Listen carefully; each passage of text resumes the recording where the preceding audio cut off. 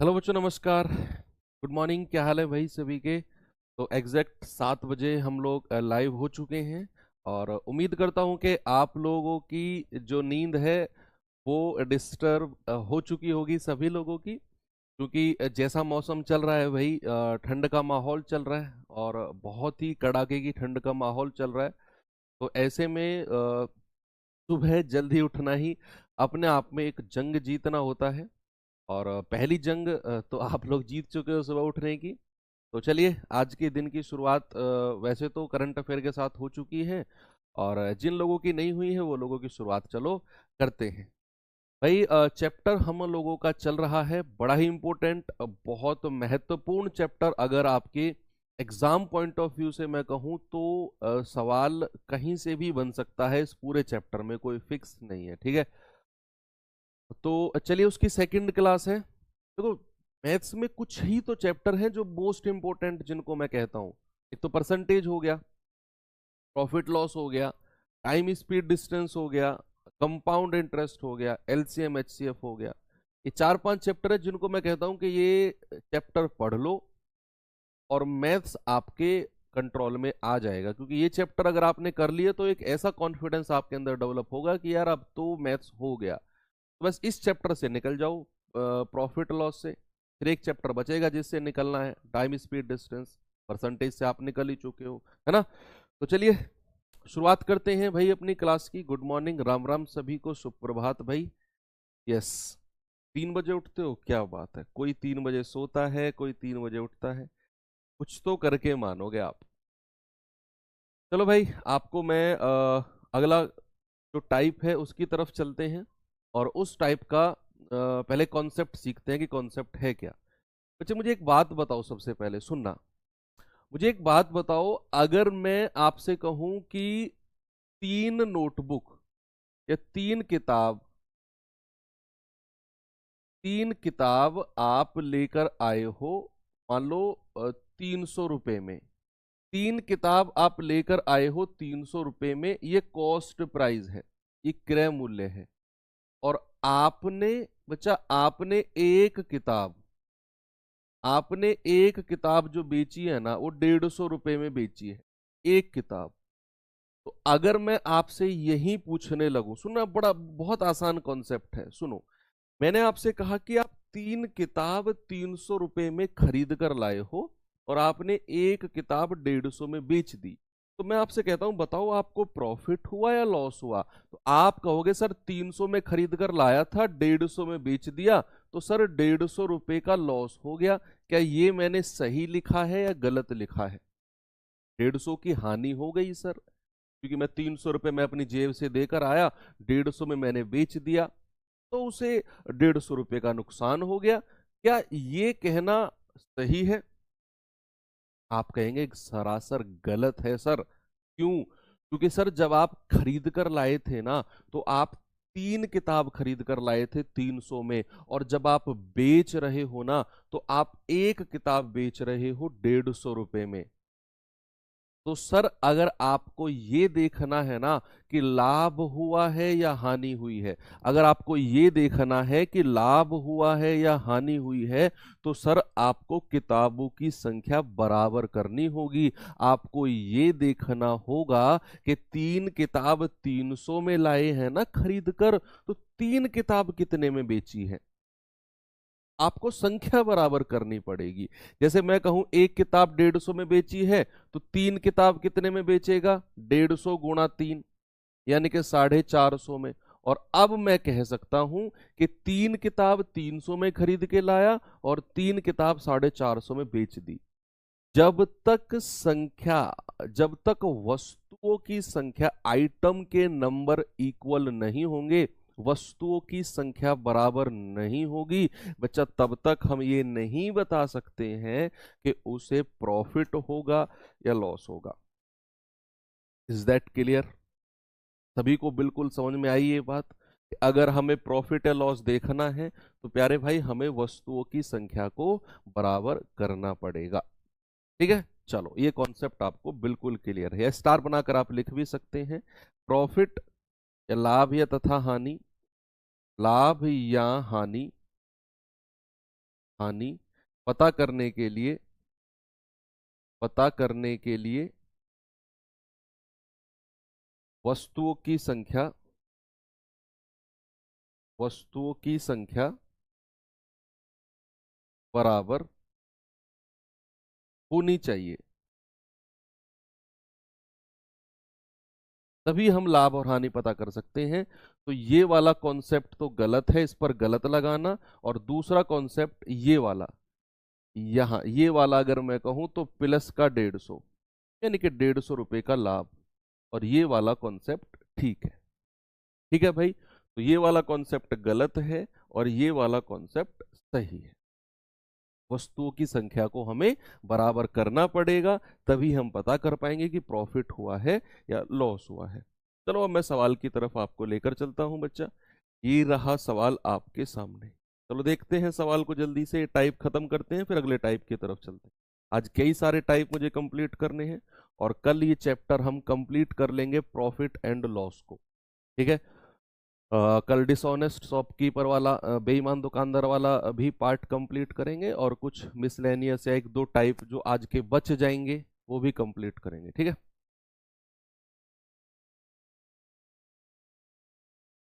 देखेंगे बच्चे जल्दी से। एक लड़की 90 रुपए में 9 आम खरीदती है और 95 रुपए में 10 आम बेचती है, तो लाभ या हानि परसेंट बताओ क्या होगा।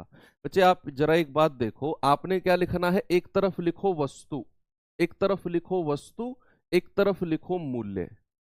तो जब वो खरीदने गई, क्रय मूल्य, जब वो खरीदने गई तो 90 रुपए में उसने 9 आम खरीदे। वस्तु कितनी है, 9, कितने रुपए में, 90 रुपए में। और जब वो बेचने गई तो बेचते समय उसने 10 आम 95 रुपए में बेचे।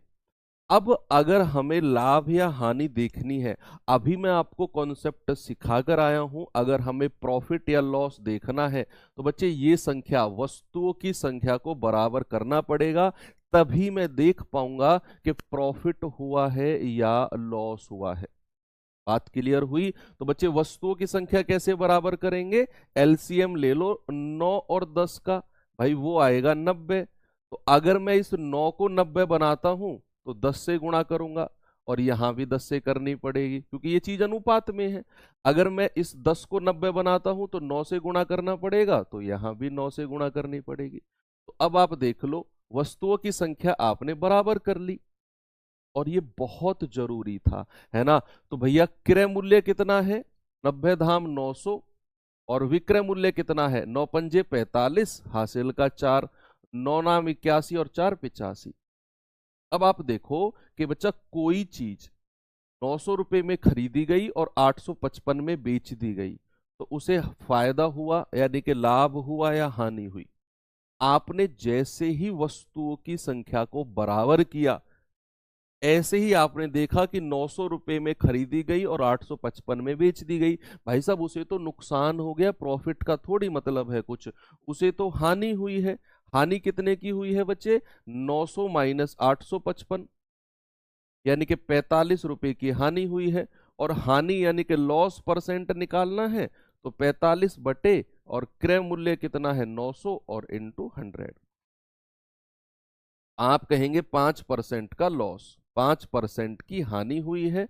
ऑप्शन नंबर बी आपका सही जवाब है। आपने क्या करना है, आपने वस्तुओं की संख्या को बराबर करना है।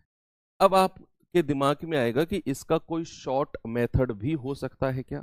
वो तो हर सवाल हर टाइप के लिए आपके दिमाग में आता है।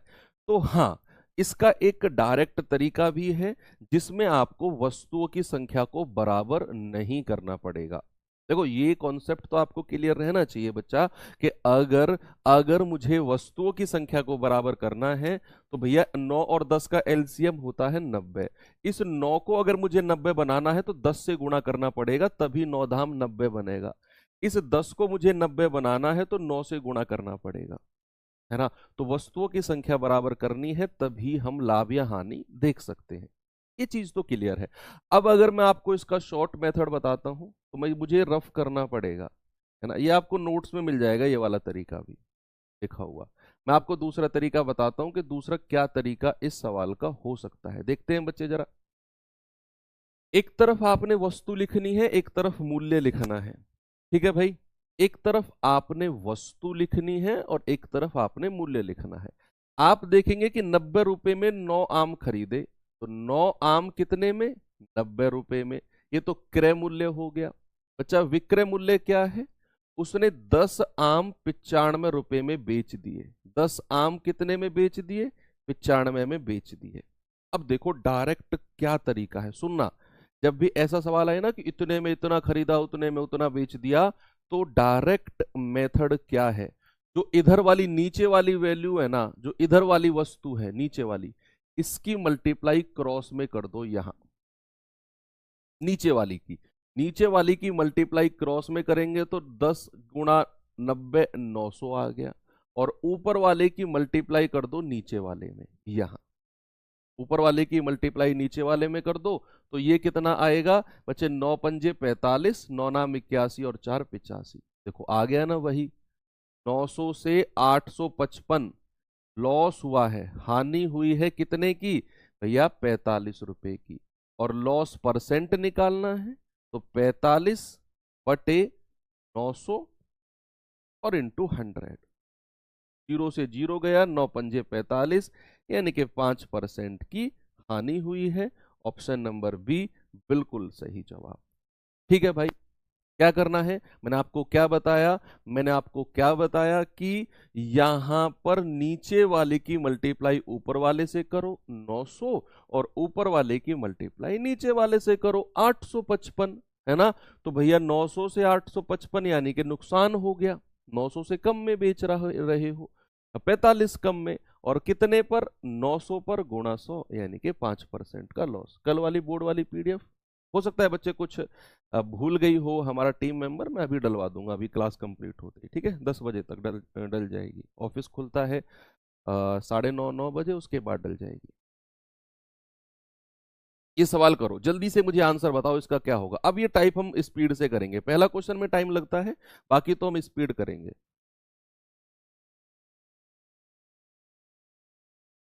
देखो, सतीश ने 700 रुपए में 35 नोटबुक खरीदी और 28 नोटबुक 600 में बेच दी।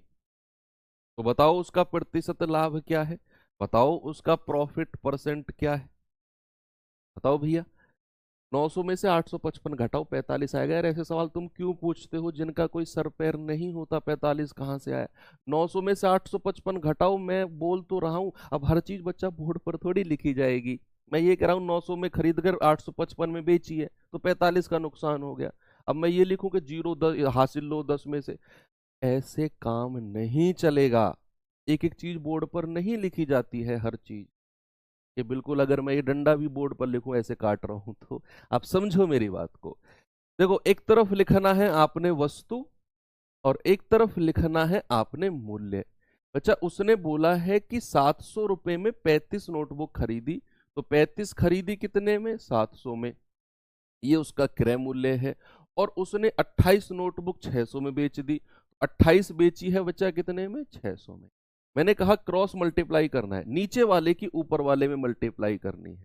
तो 2 जीरो तो लास्ट में आ जाएंगी भाई। 7 या 8 56, 7 दूनी 14 और 5 19, और ऊपर वाले की इसमें। तो 2 जीरो लास्ट में आ जाएंगी। 6 पंजे 30, हासिल का 3, 6 तिया 18 और 3 21।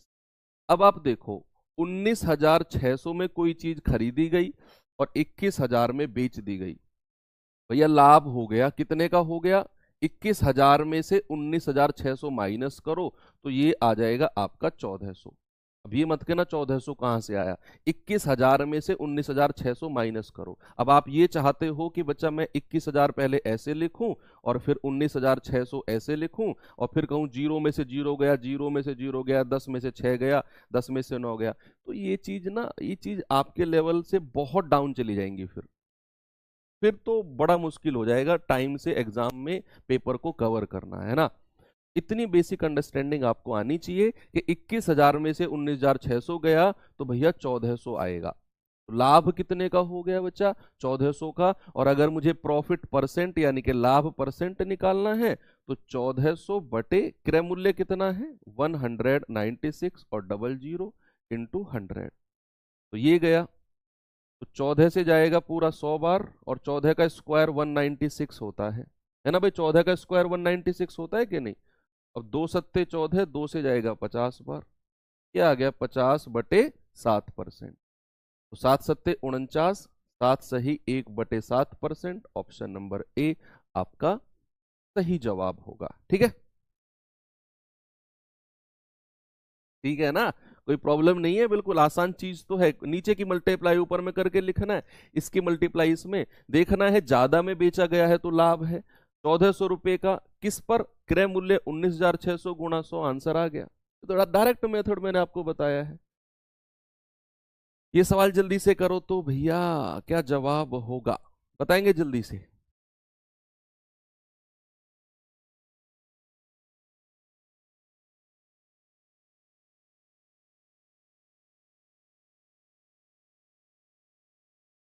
बताओ बताओ बताओ बताओ बताओ बताओ। सवाल है, रितिका ने 10 शॉर्ट का प्रयोग प्रत्येक सेट 10 शर्ट्स का प्रत्येक सेट 800 रुपए की दर से खरीदा, और उसने प्रत्येक 12 शर्ट्स के लिए 9,000 रुपए की दर से बेच दिया है। तो बताओ उसका प्रॉफिट या लॉस परसेंट क्या होगा? एक जैसे मैंने 3-4 सवाल लिए ताकि ये कॉन्सेप्ट आपके दिमाग में सेट हो जाए, है ना बच्चे? एक तरफ लिखना है वस्तु, एक तरफ लिखना है वस्तु, और एक तरफ लिखना है मूल्य कितना है। तो खरीदते टाइम कॉस्ट प्राइस क्या केस बना है? जिन लोगों ने कल की क्लास नहीं किया ना, प्लीज आप पहले कल की क्लास करना। अगर आप आज की ही क्लास में आए हो, कल की छूट गई है किसी कारणवश, तो फिर आज की क्लास आपको समझ में नहीं आएगी। आपको फिर भी कल की करनी पड़ेगी और फिर दोबारा ये करनी पड़ेगी। तो डबल डबल काम हो, इससे अच्छा है अभी जाकर पहले कल की क्लास करो जिन्होंने कल की नहीं की है। तो 10 शर्ट्स उसने 8,000 में खरीदी हैं। तो वस्तु कितनी है बच्चे? 10, और कितने में खरीदी है? 8,000 में। और बेचते टाइम क्या केस बना है भाई? बेचते टाइम बना है उसने 12 शर्ट 9,000 में बेच दी, है ना भाई? शर्ट कितनी? 12, बेच कितने में दी? 9,000 में। बस प्रॉफिट या लॉस परसेंट बताना है, जल्दी से कर लो। इस नीचे की मल्टीप्लाई ऊपर करोगे तो लास्ट में 3 जीरो तो ऐसे ही आ जाएंगी, और 12 × 8 = 96। इसकी मल्टीप्लाई इसमें करेंगे तो ये आ जाएगा आपका 9 के बाद 4 जीरो, भाई 3 और 1 4 जीरो। अब आप देखो, कोई चीज 96,000 में खरीदकर 90,000 में बेची है, तो क्या उसे हानि होगी, लॉस होगा कि नहीं होगा? भाई अगर 96,000 में खरीदी जाती है और 90,000 में बेच दी जाती है, तो जरूरी सी बात है नुकसान होगा। कितने का प्यारे भाई? 6,000 का नुकसान होगा सर। और लॉस परसेंट बताना है, तो 6,000 बटे 96,000 और गुणा 100। कोई दिक्कत किसी को नहीं है? 3 जीरो से 3 जीरो कंप्लीट, 6 से जाएगा 16 छिक्कम 96, तो 100/16%। तो ये आ जाएगा 6 16 छिक्कम 96, 4 16 दूनी 32, 8 16 पंजे 80। तो 6.25% की हानि है। ओके भाई, 100/16 आप डिवाइड कर लो, 6.25% आएगा। Very good. चलो एक लास्ट क्वेश्चन करते हैं इस टाइप का, जल्दी से बताएंगे भाई, फिर अपना टाइप चेंज करते हैं। आज अच्छे अच्छे टाइप के क्वेश्चन भी हैं। आज 2 से 3 टाइप मेरे पास अच्छे भी हैं, जिनमें आपको लिटरली मेहनत करनी पड़ेगी। बड़े बड़े सवाल होंगे क्योंकि वो कराने जरूरी भी हैं। प्रॉफिट लॉस से बड़े सवाल भी बन सकते हैं भाई, तो उसमें कोई दोहराया नहीं है, उसे भी हम करेंगे।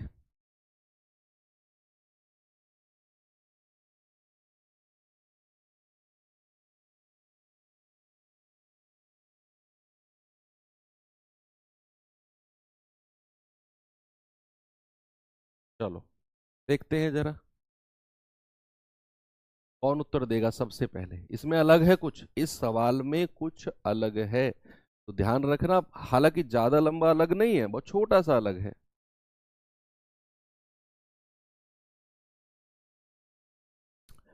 सेब को 350 में 100 की दर से खरीदा गया। ₹350 में 100 सेब खरीदे गए हैं और ₹48 प्रति दर्जन, ये चीज अलग है। ₹48 प्रति दर्जन के हिसाब से बेचा गया, तो प्रॉफिट या लॉस परसेंट बताओ क्या होगा। बच्चे वही चीज एक तरफ लिखना है वस्तु और एक तरफ लिखना है क्या, एक तरफ लिखना है मूल्य। ओके भाई, यहां लिखो कॉस्ट प्राइस।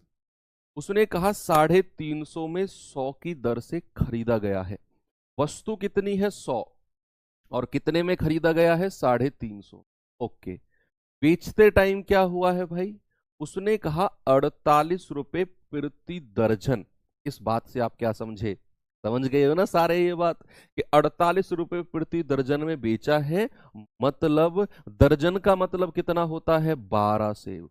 दर्जन का मतलब कितना होता है 12 सेब, यानी कि उसने 12 सेब कितने में बेचे हैं 48 में। तो वस्तु कितनी है 12 और कितने में 48 में। बस हो गया सवाल, क्रॉस मल्टीप्लाई करो, हो गया सवाल। बस ये पता होना चाहिए ₹48 प्रति दर्जन मतलब एक दर्जन में होते हैं 12, तो 12 सेब उसने 48 में बेचे हैं। तो क्रॉस मल्टीप्लाई करेंगे भाई, इसकी इसमें करेंगे। 12 0 0, 12 पंजे 60, हासिल का 6, 12 तिया 36 और 6 42। इसकी मल्टीप्लाई इसमें करेंगे तो ये आ जाएगा 4800। अब आप देखो कि कोई चीज 4200 में खरीद कर अगर ₹4800 में बेची जाती है, ₹4200 में खरीद कर अगर ₹4800 में बेची जाती है, तो सर उसे तो प्रॉफिट होगा, लाभ होगा ₹600 का। यस, और प्रॉफिट परसेंट में बताना है तो ₹600 का लाभ और किस पर 4200 पर और इंटू 100। भाई 6 सत्ते 42 और 1/7 का फ्रैक्शन परसेंटेज में बताया था टेबल उठाकर। जिन लोगों ने याद की है वो जानते हैं ये बात, वो जानते हैं ये बात। जिन लोगों ने टेबल याद की है कि 1/7 का मतलब होता है 14 से ही 2/7%। भाई 1/7 जहां भी दिखेगा तो 14 से ही 2/7% का लाभ होगा। Option number A. बताओ अब इस टाइप के जैसे सवाल अगर बनेंगे तो आपको कोई प्रॉब्लम नहीं आएगी ना। यस, आगे चले, चलो कोई दिक्कत नहीं, सभी का आंसर ए आ रहा है। Very good. चलो आपको थोड़ा सा आगे लेकर चलता हूं, अगले टाइप। पहले आसान आसान टाइप कर लेते हैं, फिर आज दो टाइप अच्छे लेवल के भी हैं उन्हें भी कराऊंगा मैं आपको।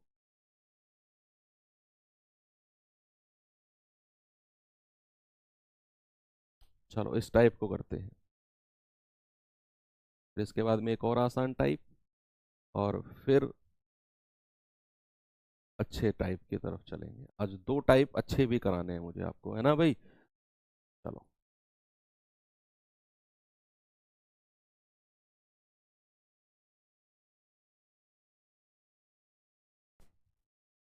देखेंगे एक बार। अगला टाइप है ये, किसी वस्तु को ₹832 में बेचने पर अर्जित लाभ उस वस्तु को 448 में बेचने पर हुई हानि के बराबर है। हुई हानि के बराबर है। यदि वस्तु को 10% की हानि पर बेचा जाता है तो उसका विक्रय मूल्य कितना होगा। पहले इसे मैं आपको थोड़ा सा डिटेल में कराऊंगा और फिर इसका भी एक शॉर्ट मेथड बता दूंगा, इस टाइप का भी, है ना। वैसे आपने क्या करना है, पहले ये सवाल पढ़ो, आप ना ये सवाल रीड करो, 1 से 2 बार आप रीड करो। बताओ।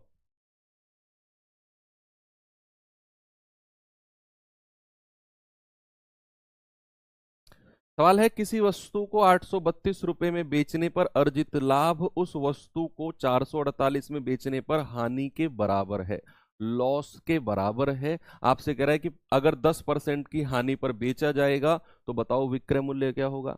अच्छा, ऐसे सवालों में हमें क्रय मूल्य निकालना होता है, कॉस्ट प्राइस। जब तक हम क्रय मूल्य कॉस्ट प्राइस नहीं निकालेंगे तब तक हम नहीं बता सकते कि 10% की हानि पर बेचा जाएगा तो विक्रय मूल्य क्या होगा। ये बात क्लियर है ना आपको भाई, है ना। सबसे पहले हमको क्रय मूल्य कॉस्ट प्राइस चाहिए, और जब कॉस्ट प्राइस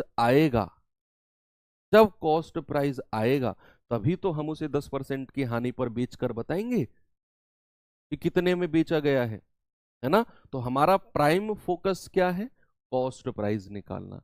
किसी वस्तु को 832 में बेचने पर अर्जित लाभ उस वस्तु को 448 में बेचने पर हानि के बराबर है।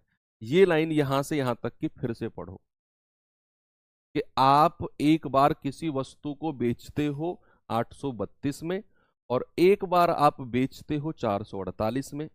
तो जो 832 में बेचने पर आपको लाभ हुआ है ना, वो किसके बराबर है? जब आप 448 में बेचोगे और आपको लॉस, आपको हानि होगी, उस हानि के बराबर वो प्रॉफिट है, वो लाभ है। ठीक है भाई, कोई दिक्कत किसी को नहीं है? चलो करते हैं स्टार्टिंग। भाई एक बार तो उसने बीच में कहीं क्रय मूल्य रख लेते हैं, यहां पर कहीं क्रय मूल्य रख लेते हैं। एक बार तो उसने 832 में बेचा है और एक बार उसने 448 में बेचा है। ये दूसरा वाला सेलिंग प्राइस है, ये पहले वाला सेलिंग प्राइस है। जब वो यहां बेच रहा है तो उसे लाभ यानी कि प्रॉफिट हो रहा है, और जब वो यहां बेच रहा है तो उसे हानि या फिर लॉस हो रहा है। बात क्लियर हुई भाई? यस और नो? यहां तो उसे प्रॉफिट हो रहा है और यहां उसे लॉस हो रहा है। अगर मैं 832 में से प्रॉफिट को माइनस कर देता हूं, भाई मान लो आपने कोई चीज 1000 रुपए में बेची और आपको 200 रुपए का लाभ हो गया। सुनते रहना, आपने कोई चीज 1000 रुपए में बेची, आपको 200 का प्रॉफिट लाभ हो गया, फायदा हो गया। तो कितने में खरीद कर लाए थे आप? 1000 में से वो 200 माइनस करोगे कि नहीं? बताओ, आप 1000 में से वो 200 माइनस करोगे कि नहीं? तभी तो पता चलेगा आप कितने में खरीद कर लाए हो। तो आपने अगर 832 में बेचा और आपको फायदा हो गया, प्रॉफिट हो गया, तो अगर मुझे क्रय मूल्य चाहिए तो 832 में से वो प्रॉफिट, वो लाभ माइनस करूंगा कि नहीं मैं? यस। और इधर से अगर मैं प्रॉफिट, क्रय मूल्य निकालना चाहूं तो 448 में ये वाला लॉस मैं जोड़ूंगा जो हानि हुई है, और दोनों केस में क्रय मूल्य आ जाएगा। अब उसने एक बात कही है कि जो अर्जित लाभ है ना वो हानि के बराबर है, जो प्रॉफिट है वो लॉस के बराबर है। तो भैया प्रॉफिट को भी आप आर से रिप्लेस कर दो और इसको भी एक संख्या मान लेते हैं, कोई एक संख्या आर मान लिया कि अगर लाभ हानि के बराबर है ना तो प्रॉफिट को भी आर कह दो, लॉस को भी आर कह दो, दोनों बराबर है। अब आपको आर का मान निकालना है, तो बच्चे क्या करेंगे? ये आर उधर जाएगा, 448 इधर आएगा, तो 832 माइनस 448 बराबर, ये माइनस का आर उधर जाकर जुड़ेगा तो 2r। तो 12 में से 8 गए 4, 12 में से 4 गए 8, और 7 में से 4 गए 3, बराबर 2r।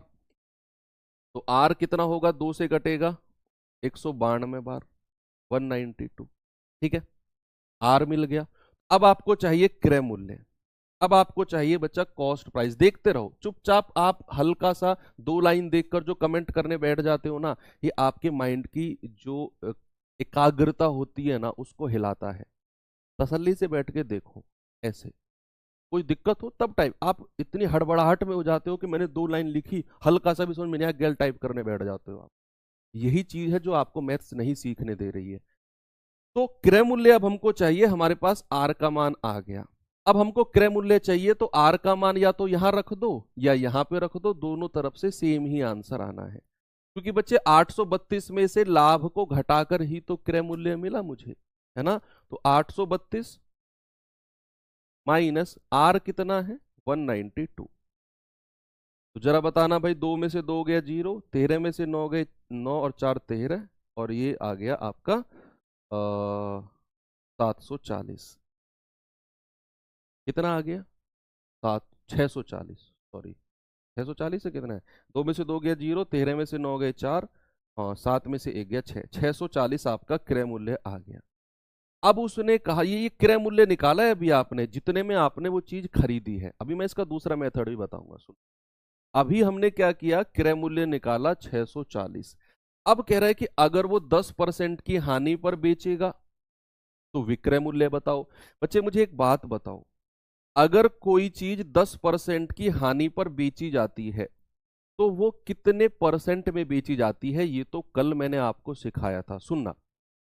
अगर कोई चीज 10% की हानि पर बेची जाती है तो वो कितने परसेंट में बेची जाती है? कल ही सिखाया था, 100 में से घटा देते हैं कि अगर कोई चीज 10% की हानि पर बेची गई है तो वो 90% में बेची गई होगी। कितने में प्यारे भाई? वो 90% में बेची गई होगी, तो 90/100 मल्टीप्लाई कर दो, है ना। तो भैया 2 जीरो से 2 जीरो खत्म, ये जाएगा 9 चौके 36, हासिल का 3, 9 छिक्के 54 और 3 57। ठीक है, 576 में बेची गई होगी। ऑप्शन नंबर ए बिल्कुल सही जवाब है। ठीक है, अब आपके 2-3 डाउट आए थे, मैं वो क्लियर कर देता हूं। सबसे पहला डाउट आया था कि सर ये दोनों जगह आर क्यों लिया? क्योंकि बच्चे उसने बोला है जो अर्जित लाभ है ना वो हानि के बराबर है, जो प्रॉफिट है वो लॉस के इक्वल है। तो प्रॉफिट और लॉस अगर दोनों इक्वल है तो दोनों को मैंने आर से रिप्लेस कर दिया। इक्वल है तो आर मान लिया, प्रॉफिट को भी आर मान लिया, लॉस को भी आर मान लिया। ठीक है भाई, इसीलिए आर से रिप्लेस किया मैंने। ओके, तो यही डाउट था। चलो अब अगर मैं आपको, अब सुनना मेरी बात, सुनो, ये तो था इसका बेसिक मेथड। अब अगर मैं आपको ये सब कैलकुलेशन, ये यहां से लेकर और यहां तक की कैलकुलेशन, और भी नीचे तक की कैलकुलेशन, यहां से लेकर यहां तक की कैलकुलेशन अगर मैं कहूं कि कोई जरूरत नहीं है करने की, सीधा क्रय मूल्य आप निकालोगे, सीधा कॉस्ट प्राइस निकालकर अगर मैं आपको दे दूं एक ही लाइन में, एक ही लाइन में अगर क्रय मूल्य निकाल कर दे दूं, मैं कहूं ये कोई जरूरत नहीं है यहां से यहां तक, तो फिर आप क्या कहोगे? आप कहोगे सर उससे बढ़िया तो कोई चीज ही नहीं है, फिर उससे बढ़िया तो कोई, मतलब मजा आ जाएगा अगर ऐसा हो गया तो, इतनी सब सारी कैलकुलेशन हमें करनी ना पड़े और लास्ट में आप क्रय मूल्य निकाल कर दे दो हमको, तो फिर हम विक्रय मूल्य डायरेक्ट 90% निकाल देंगे उसका, है ना। चलो अब मैं आपको क्रय मूल्य डायरेक्ट निकाल कर देता हूं। ठीक है, चलिए आपको ये चीज देखो, अब आप कहेंगे सर अगर दूसरा ही मेथड आसान था तो फिर आपने ये मेथड क्यों पढ़ाया? बच्चे ये बेसिक चीजें क्लियर होनी बहुत जरूरी है। सवाल को पढ़कर डायरेक्ट ट्रिक दिमाग में अगर ना आए तो एटलीस्ट आप बेसिक मेथड से जा तो सकते हो कि यार ऐसा ऐसा है तो ऐसे ऐसे कर लेंगे। थोड़ा सा टाइम लग जाएगा लेकिन बेसिक मेथड, अगर मैंने आपको direct trick trick trick trick trick पढ़ाता चला गया तो आपको ट्रिक अगर वहां दिमाग में नहीं आई आपके एग्जाम में तो फिर सवाल छोड़ दोगे आप, चाहे वो आसान सवाल सही। बात समझ रहे हो ना? इसीलिए मैं थोड़ा सा बेसिक बताता हूँ कि आप अगर 1% ट्रिक भूल जाओ तो एटलीस्ट बेसिक अप्रोच भी तो लगा सकते हो एग्जाम में, इसीलिए। तो चलिए भाई, यहां तक तो क्लियर है ना ये वाला कि अगर क्रय मूल्य मिल गया तो विक्रय मूल्य उसका 90% निकालना है। ये चीज तो कोई दिक्कत नहीं है, बस क्रय मूल्य निकालकर मैं आपको देता हूं। सुनो, ये सवाल आपके सामने है। सवाल में उसने बोला कि 832 में बेचने पर जो लाभ है वो 448 में बेचने पर हानि के बराबर है। लाभ जो है वो हानि के बराबर है, ये उसने बोला। तो जब भी ऐसा सवाल आपके पास आए कि बच्चा लाभ जो है वो हानि के बराबर हो, अब बहुत सारे खलीफा आएंगे, वो लिखेंगे अगर ना हुआ बराबर तो, वो मुझे पूरा करने ही नहीं देंगे सवाल को, वो बीच में लिख देंगे ना हुआ बराबर तो। उनको, क्योंकि उनको चैटिंग की आदत पड़ी हुई है, रात को 1-1:30 बजे तक चैटिंग करते हैं, तो उनके अंगूठे ऐसे चलते रहते हैं ऐसे। अगर वो फोन भी नहीं चला रहे हैं तो ऐसे बैठे नहीं, ऐसे ही चलते रहेंगे भैया, तो उनको आदत पड़ी हुई है। मैंने लिखा ना कि अगर लाभ हानि के बराबर हो, इससे आगे मुझे बोलने ही नहीं देंगे, वो कहेंगे अगर ना हुआ तो क्या करेंगे। तो सुनो मेरी बात, वो सारी चीज है मेरे पास। मैंने कहा कि अगर अर्जित लाभ हानि के बराबर है, किसी भी सवाल में अगर अर्जित लाभ हानि के बराबर है, तो भैया क्रय मूल्य जो होगा ना, डायरेक्ट जो क्रय मूल्य होगा वो दोनों विक्रय मूल्य को जोड़ना है। SP1 पहले वाला सेलिंग प्राइस, दूसरे वाला सेलिंग प्राइस और बटे 2, ये आपने कॉन्सेप्ट लगाना है, ये आपने कॉन्सेप्ट लगाना है अगर प्रॉफिट लॉस के इक्वल हो तो। ठीक है, तो डायरेक्ट कॉस्ट प्राइस कितना आ गया बच्चे? 832 प्लस 448 और बटे 2। भाई 8 और 2 10, 4 3 7 और 1 8, ओके 8 4 12 और बटे 2, ये जाएगा 2 छिक्के 12, 2 चौके 8 0। क्रय मूल्य मिल गया 640। कोई दिक्कत है किसी को? कोई दिक्कत है किसी को? बताओ। क्या करना है, अगर लाभ हानि के बराबर है तो हमें कॉस्ट प्राइस चाहिए, दोनों को जोड़कर 2 से डिवाइड कर दो, क्रय मूल्य आ जाएगा। सर फिर क्यों डरा रहे थे इतनी बड़ी कैलकुलेशन करके? वो बेसिक चीजें हैं, वो बतानी जरूरी थी इसलिए मैंने बताई। तो क्रय मूल्य क्या होगा, दोनों को जोड़कर 2 से डिवाइड कर दो, आ गया। उसने कहा 10% की हानि पर बेचा जाता है, तो बच्चे 640 को 90% निकाल दो, क्योंकि 10% की हानि पर बेचा गया है। तो 640 का 90% यानी कि 576 हो गया। ठीक है, कोई दिक्कत नहीं है, आगे चले।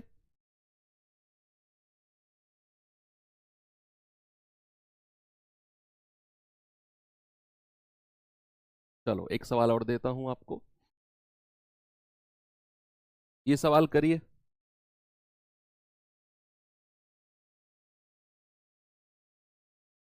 और आप नाराज हो रहे हैं? नाराज, तुमसे नाराज होके कहाँ जाऊंगा भाई मैं, तुमसे नाराज होके कहाँ जाऊंगा? मैं तो उन बच्चों को रोक रहा था, उनकी भावनाओं को रोक रहा था, जो सवाल को पूरा करने से पहले अगला सवाल रख देते हैं।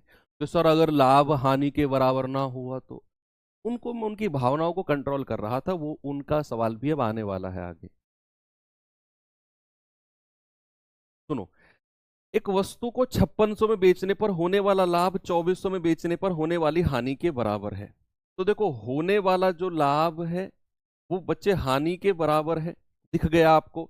और जब भी लाभ हानि के बराबर हो, जब भी लाभ हानि के बराबर हो, तो बच्चा क्या करेंगे, हम क्या करेंगे, हम सीधा कॉस्ट प्राइस निकालेंगे। दोनों को जोड़कर 5600 प्लस 2400 और 2 से डिवाइड कर देंगे। तो 56 और 24 कितना होता है बच्चा, आपका 8000/2, यानी कि 4000।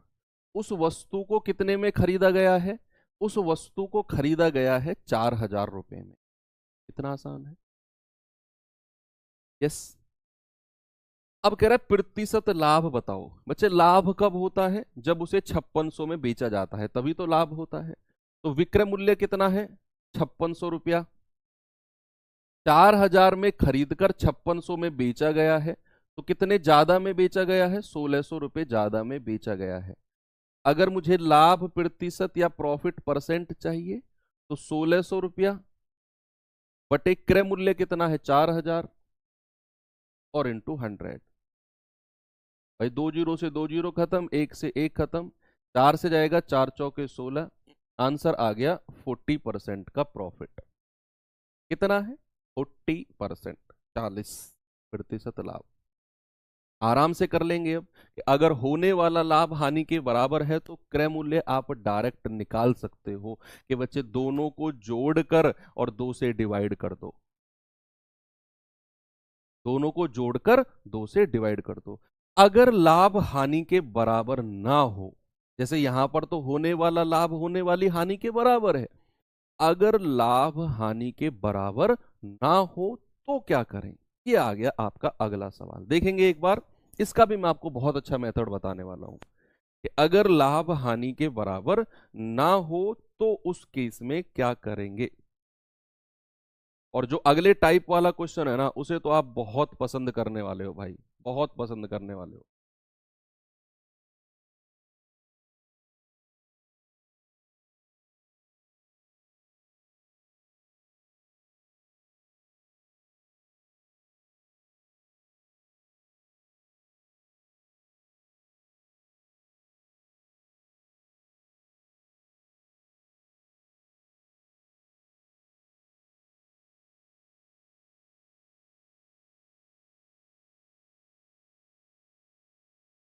चलिए देखते हैं।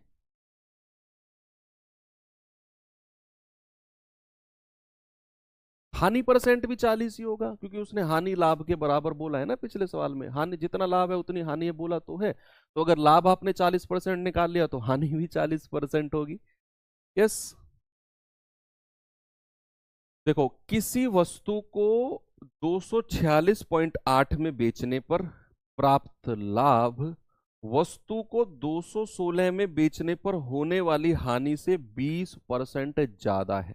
अब देखो, यहां जो लाभ है ना बच्चे, वो हानि से 20% ज्यादा है।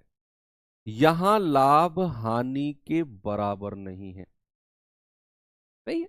उसने कहा जो लाभ है, पिछले दो सवालों में तो लाभ हानि के बराबर था,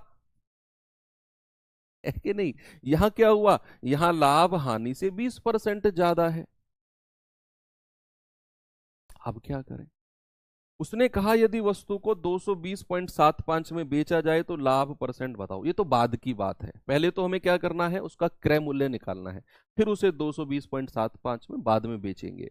पहले क्या करना है, कॉस्ट प्राइस निकालना है।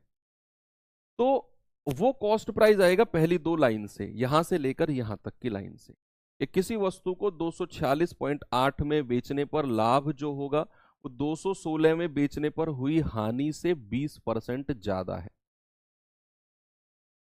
सुनना क्या करना है बच्चे, सवाल में अब मैं आपको ना इसका बेसिक तो मैंने पिछले सवाल में बता दिया है, इसका मैं आपको डायरेक्ट मेथड बताता हूं। सुनना, आप क्या करो, प्रॉफिट और लॉस का रेशियो लो सबसे पहले। पी मतलब प्रॉफिट, एल मतलब लॉस। ये कल मैंने आपको जो नॉमेनक्लेचर बताया था वहां मैंने क्लियर किया था। पी मतलब प्रॉफिट और एल मतलब लॉस। अब उसने कहा जो लाभ है वो हानि से 20% ज्यादा है। मैंने आपसे कहा सबसे पहले प्रॉफिट और लॉस का रेशियो लो। जो प्रॉफिट है वो लॉस से 20% ज्यादा है।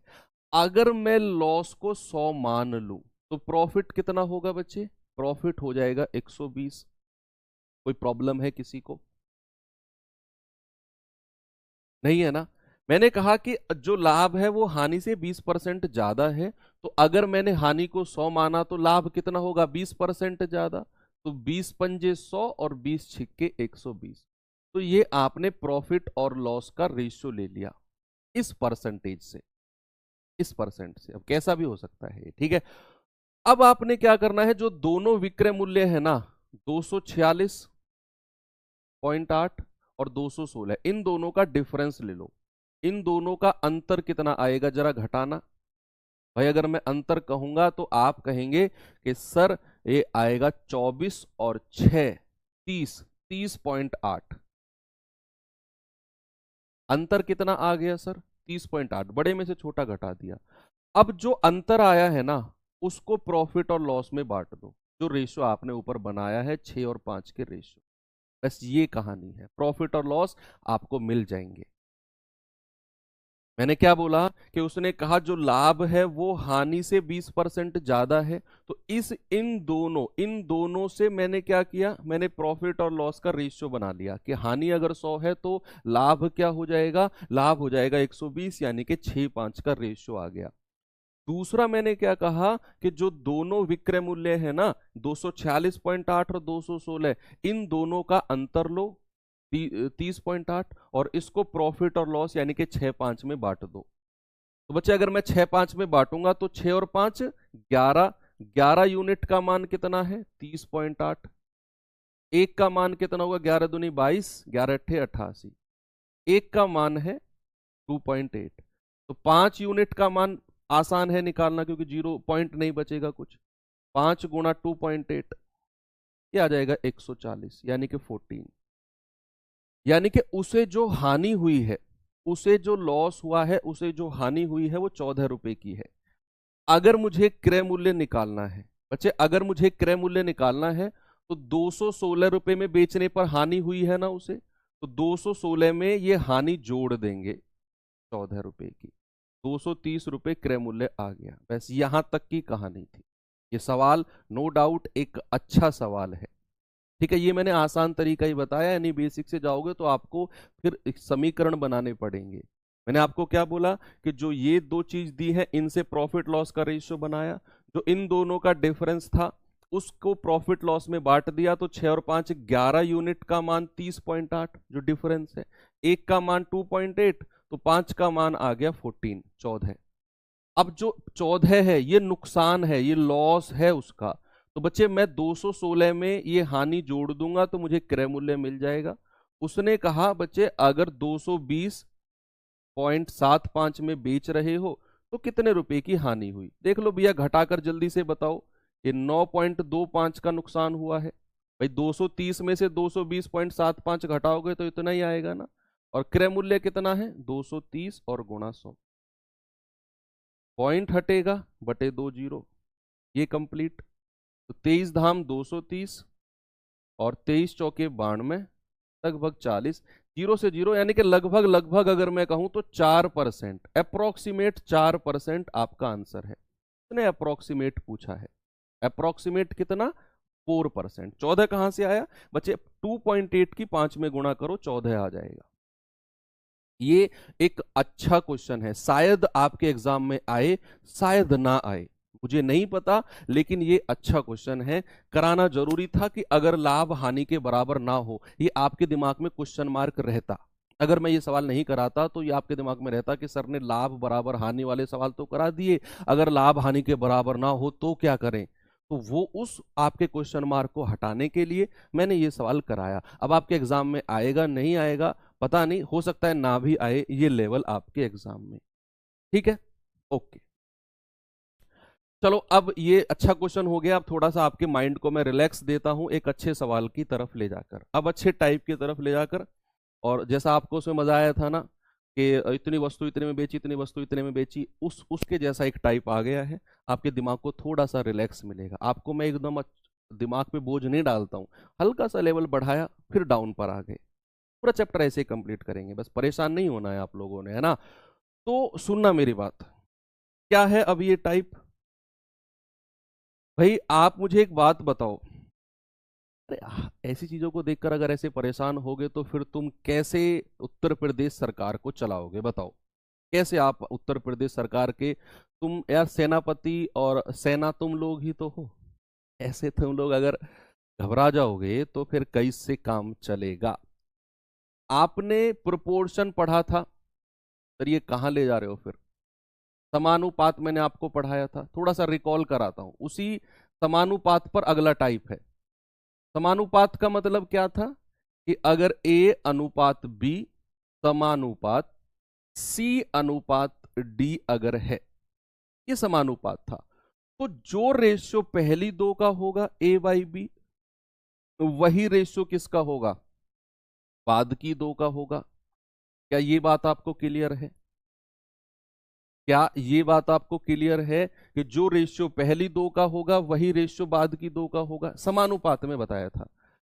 अब अगर मैं आपसे कहूं कि बच्चे दो, या मैं कहूं आपसे कि 6/या 9/5 अनुपात 3, इसको कैसे लिखेंगे ए बाई बी की फॉर्म में, सुनते रहो।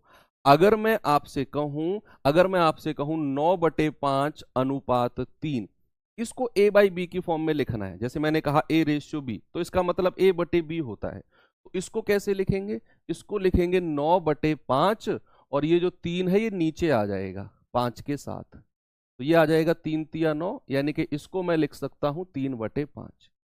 बस क्या मतलब है, जो ये 3 है ना अकेला, ये नीचे आ जाता है।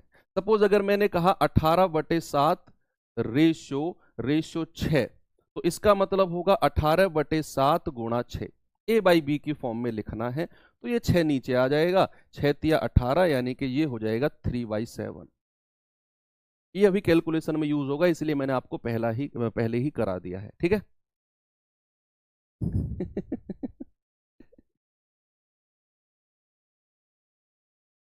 ओके, ओके बच्चे ठीक है।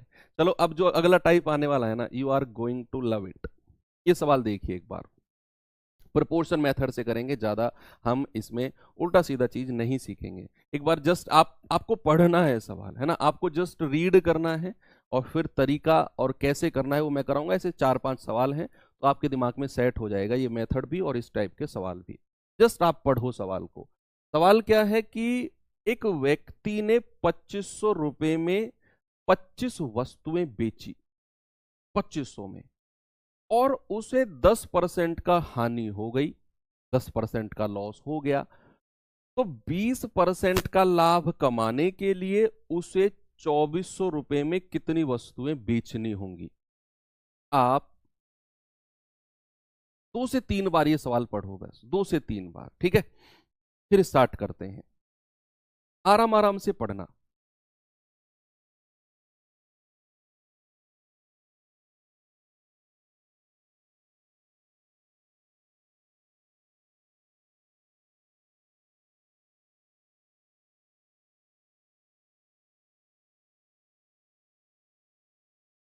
सवाल ने कहा कि एक व्यक्ति ने 2500 में 25 वस्तुएं बेची और 10% का नुकसान कर लिया 2500 में 25 बेचने पर।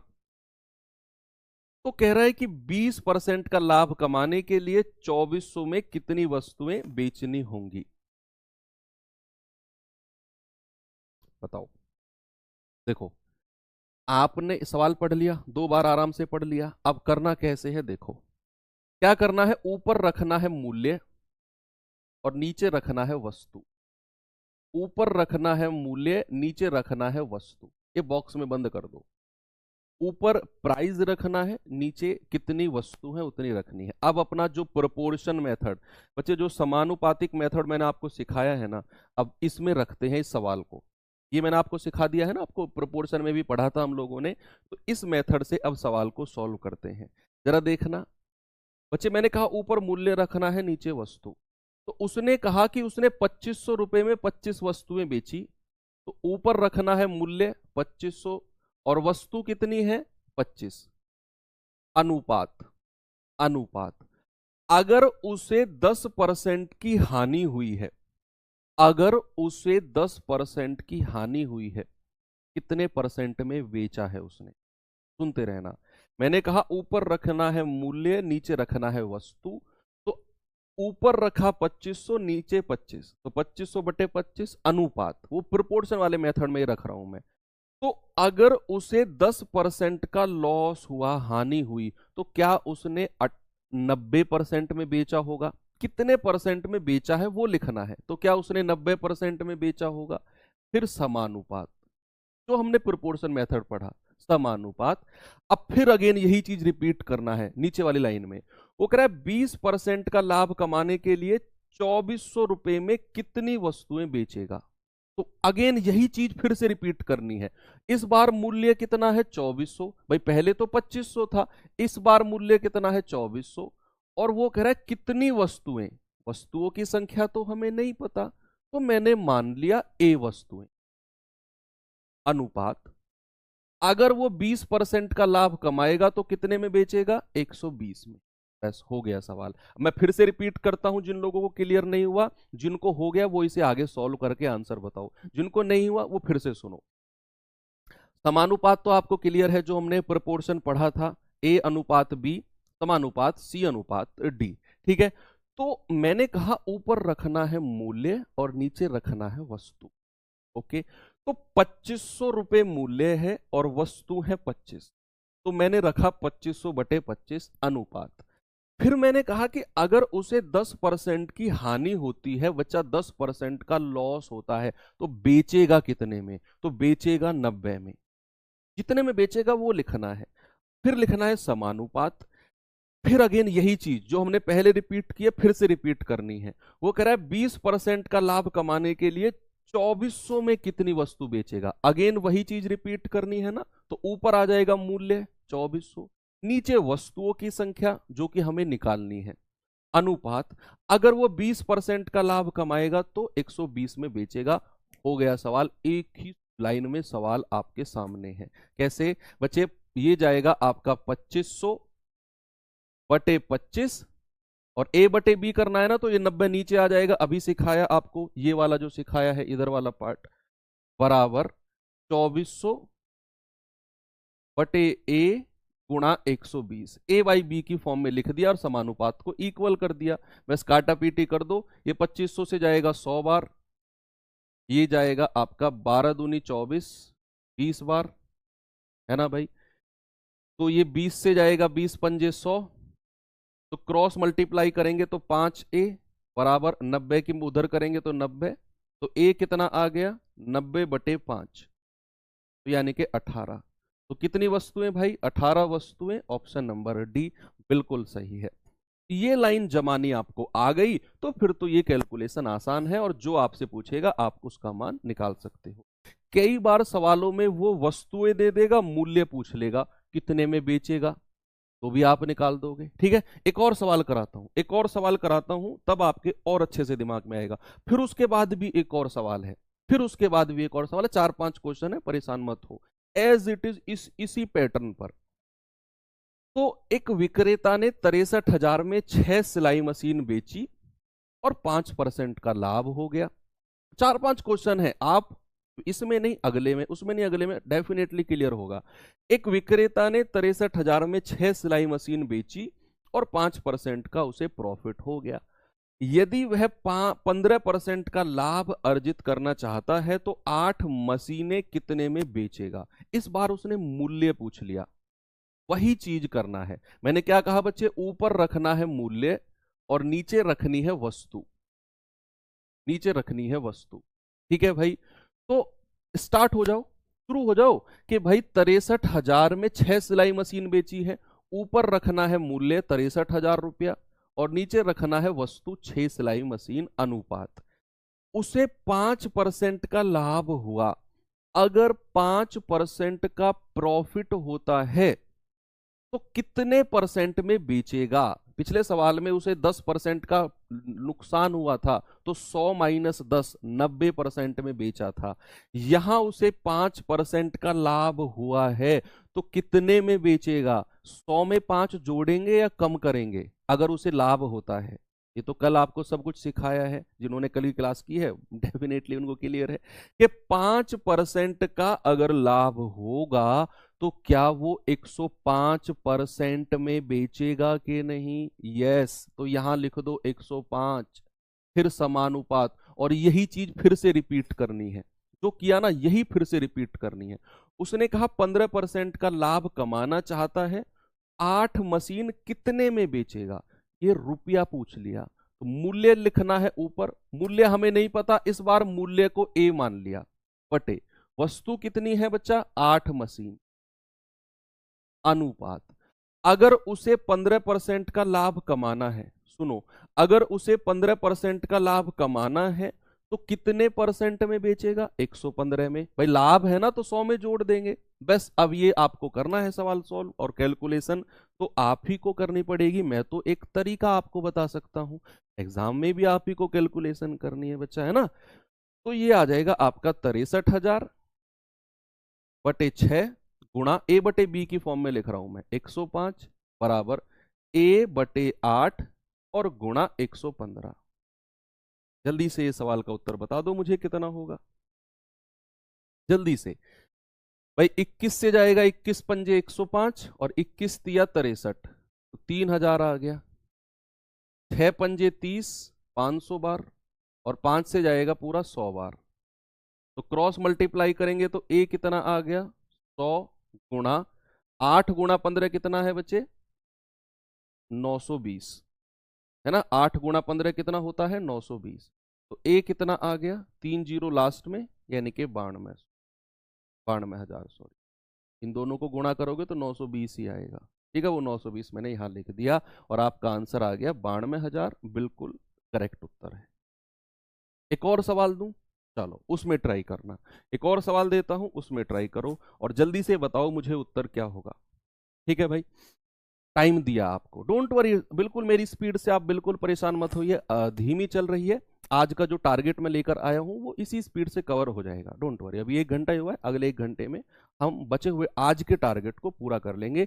कल एनी हाउ आपका प्रॉफिट एंड लॉस कंप्लीट हो जाएगा। 3 क्लास का टारगेट लेके चला था, चाहे मैं धीमा पढ़ाऊं चाहे तेज पढ़ाऊं, आप क्यों परेशान होते हैं, कंप्लीट हो जाएगा। करिए खुद बच्चे। इस बार संडे की जो क्लास है ना आपकी, वो 12 बजे नहीं हो पाएगी, क्योंकि मैं जा रहा हूँ घर। तो सैटरडे में नवीन सर की शादी है, उसे अटेंड करके संडे में सुबह 12 बजे क्लास नहीं हो पाएगी, क्योंकि फिर वापसी में मेरी फ्लाइट है संडे की, दोपहर की है, 3-4 बजे की है शायद। तो रात को 8 बजे से क्लास करेंगे फिर हम। संडे को वापस मैं आ जाऊंगा यहाँ पर, और रात को 8 बजे से क्लास करेंगे। संडे को 8 से 10 ये टाइम मैं ले लूंगा, है ना। किसी की होगी क्लास उस टाइम पर, वो मैं मैनेज करवा दूंगा। 12 से 2 होती है संडे को हमारी क्लास, मैं अभी आपको इंटीमेट कर रहा हूँ। तो वो 12 से 2 नहीं हो पाएगी, वो 8 से 10 करेंगे हम। देखो हटा तो सकते नहीं है ना। तो मैं वहाँ से आके और तुरंत मैं आ जाऊँगा यहाँ पर 6 बजे के आसपास, 6-7 बजे। तो 8 बजे से हम अपनी क्लास करेंगे संडे को, ठीक है। रीमा ने 2160 में 48 वस्तुएं बेची, 10% की हानि हो गई। 12% का लाभ कमाने के लिए 2016 में कितनी वस्तुएं बेचेगा? बड़ा आसान है, बड़ा आसान है, ठीक है।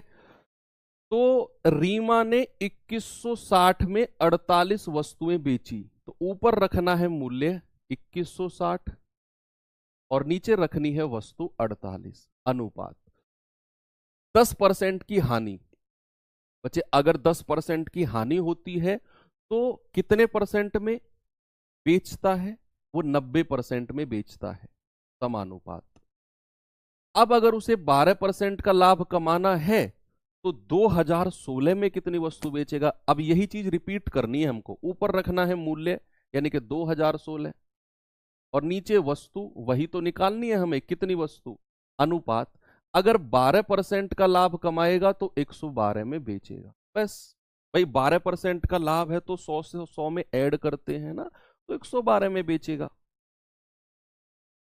अब यहां पर आप कर लीजिए सॉल्व। तो 2160 बटे 48 गुणा 90 बराबर 2016 बटे ए गुणा 112। जल्दी से सॉल्व करिए, क्या होगा? अब तो आप कर सकते हैं, अब ये चीज आपको क्लियर हो चुकी है बच्चे।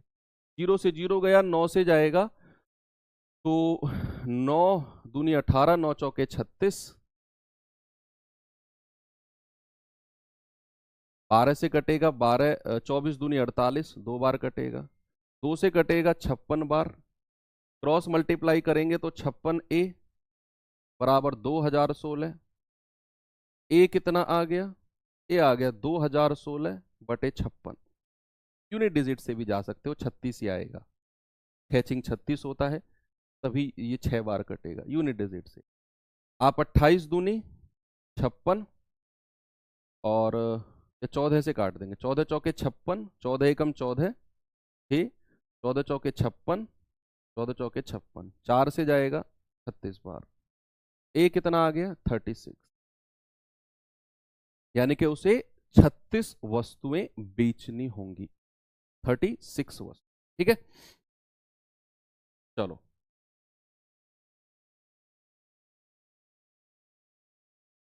अब ये सवाल देखो, इस टाइप का लास्ट क्वेश्चन है, इस टाइप का लास्ट क्वेश्चन है। ये भी इसी तरह से करेंगे, देखना मजा आएगा इसमें। तो फिर इसके बाद में अपना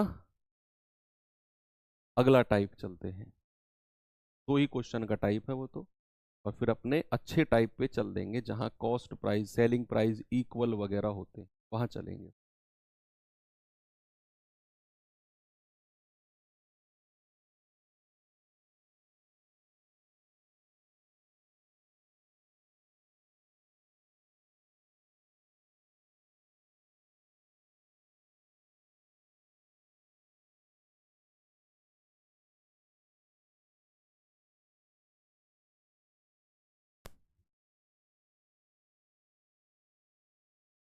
चलो ठीक है, बताइए सर। ये सवाल तो कुछ अलग है, आपके दिमाग में आएगा ये तो सवाल कुछ अलग है कि भाई यहां वहां तो बेच रहा था और प्रॉफिट परसेंट, लाभ हो रहा था, उसे हानि परसेंट हो रही थी। लेकिन यहां तो सवाल कुछ अलग है। एक आदमी ने 1 रुपए में 3 टॉफी खरीदी, 50% का लाभ कमाने के लिए 1 रुपए में कितनी टॉफी बेचेगा? उसी तरीके से करेंगे, जो तरीका अभी सीख कर आए हैं उसी तरीके से। ऊपर क्या लिखना है बच्चे? बस ध्यान रखना, ऊपर लिखना है मूल्य और नीचे लिखना है वस्तु। ऊपर लिखना है मूल्य, नीचे लिखना है वस्तु। अब पहली लाइन पे आ जाओ, यहां पे आ जाओ, ज्यादा टेंशन मत लो। इस लाइन पे देखो, उसने कहा 1 रुपया, मूल्य कितना है? 1 रुपया, चाहे कम हो। अभी तो आप 63,000 रुपए की बात करके आए हो, एकदम 1 रुपए पे आ गए। डोंट वरी, रुपया रुपया होता है। 1 रुपए में 3 टॉफी, ऊपर लिखना है मूल्य 1 रुपया और 3 टॉफी नीचे। अनुपात बच्चे अगर उसने खरीदी है, तो कोई भी चीज अगर खरीदी जाती है तो कॉस्ट प्राइस की बात करते हैं, क्रय मूल्य की। अब क्रय मूल्य अपने आप में कितना परसेंट होता है? चीज आपको कल सिखाई थी कि अगर उसने 1 रुपए में 3 टॉफी खरीदी है तो कोई वस्तु अगर खरीदी जाती है तो क्रय मूल्य पर खरीदी जाएगी। तो क्रय मूल्य अपने आप में कितना परसेंट होता है, ना तो उसमें 100 में कुछ जुड़ेगा ना 100 में कुछ घटेगा। क्रय मूल्य तो अपने आप में कितना होता है बच्चा, 100%। तो यहां 100 लिख देंगे, बस हो गया सवाल। बाकी तो अब यही चीज रिपीट करनी है। वो कह रहा है 50% का लाभ कमाने के लिए 1 रुपए में कितनी टॉफी बेचेगा। यही चीज रिपीट करनी है। मूल्य कितना है, 1 रुपया। कह रहा है कितनी टॉफी, ए टॉफी अनुपात, और 50% का लाभ अगर कमाया जाएगा तो 150 में बेचा जाएगा। भाई किसी चीज पर अगर 50% का लाभ कमाया जाएगा तो 150 में बेचा जाएगा। ठीक है, जिनको समझ में आ गया वो इसे सॉल्व करो, जिनको नहीं आया मैं फिर से रिपीट करता हूं उनके लिए सुनना। सवाल ने कहा एक आदमी ने 1 रुपए में 3 टॉफी खरीदी है इस बार। तो ऊपर लिखना है मूल्य, नीचे वस्तु। 1 रुपया ऊपर, 3 टॉफी नीचे, वस्तु नीचे, अनुपात। अगर उसने खरीदी है तो क्रय मूल्य पर खरीदी होंगी, और क्रय मूल्य कितना होता है, 100%। तो 100 लिख दिया, समानुपात। कह रहा है 50% का लाभ कमाने के लिए 1 रुपए में कितनी टॉफी बेचेगा। यही चीज रिपीट करनी है जो यहां लिखी है। मूल्य ऊपर 1 रुपया, कितनी टॉफी वो नीचे, और अगर वो 50% का लाभ कमाएगा 150 में बेचेगा। हो गया सवाल, कुछ भी नहीं है। अब तो आप उड़ा दोगे इस सवाल को कि 1/3 गुणा 100 बराबर 1/a गुणा 50, 150, सॉरी 150। क्रॉस मल्टीप्लाई करने से पहले 150 को सॉरी 50 दिया 150, 50 दूनी 100, 3 से 3 कट गया। क्रॉस मल्टीप्लाई करेंगे तो a बराबर कितना आ गया, 2। ऑप्शन नंबर डी बिल्कुल सही जवाब है। ठीक है भाई, अब ये तरीका आपके दिमाग में बिल्कुल घुल चुका है ना। चलिए अब मैं टाइप चेंज करता हूं, आता हूं अगले टाइप की तरफ। चलो इस टाइप में 2 ही क्वेश्चन है, तो ये ज्यादा परेशान नहीं करेंगे। फिर इसके बाद में 2 टाइप और कराने हैं मुझे, टाइम है उनके लिए और बचा के रखा है मैंने उनके लिए। मुझे 40 मिनट चाहिए, सफिशिएंट है, और उनको हम बहुत अच्छे से करने वाले हैं। कल हम प्रॉफिट एंड लॉस को कंप्लीट कर देंगे। डिसऑनेस्ट शॉपकीपर, बेईमान दुकानदार वाले कॉन्सेप्ट वाले सवाल भी बच्चे कल कर लेंगे हम। और परसों हम डिस्काउंट यानी कि अपना बट्टा वाला पार्ट कंप्लीट कर देंगे। परसों क्या है आपका, फ्राइडे है, हाँ ओके। फिर सैटरडे और संडे 2 दिन में हम 2 दिन में ही कंप्लीट करना है हमको। सिंपल इंटरेस्ट, साधारण ब्याज, सैटरडे और संडे। मंडे से हम अपना कंपाउंड इंटरेस्ट यानी कि चक्रवृद्धि ब्याज शुरू करेंगे। 3 दिन में उसको कंप्लीट कर देंगे। भाई क्या करें, टाइम नहीं है ना, तो हमको कम टाइम में मैनेज करनी है चीजें। एक वस्तु किसी निश्चित कीमत पर बेची जाती है।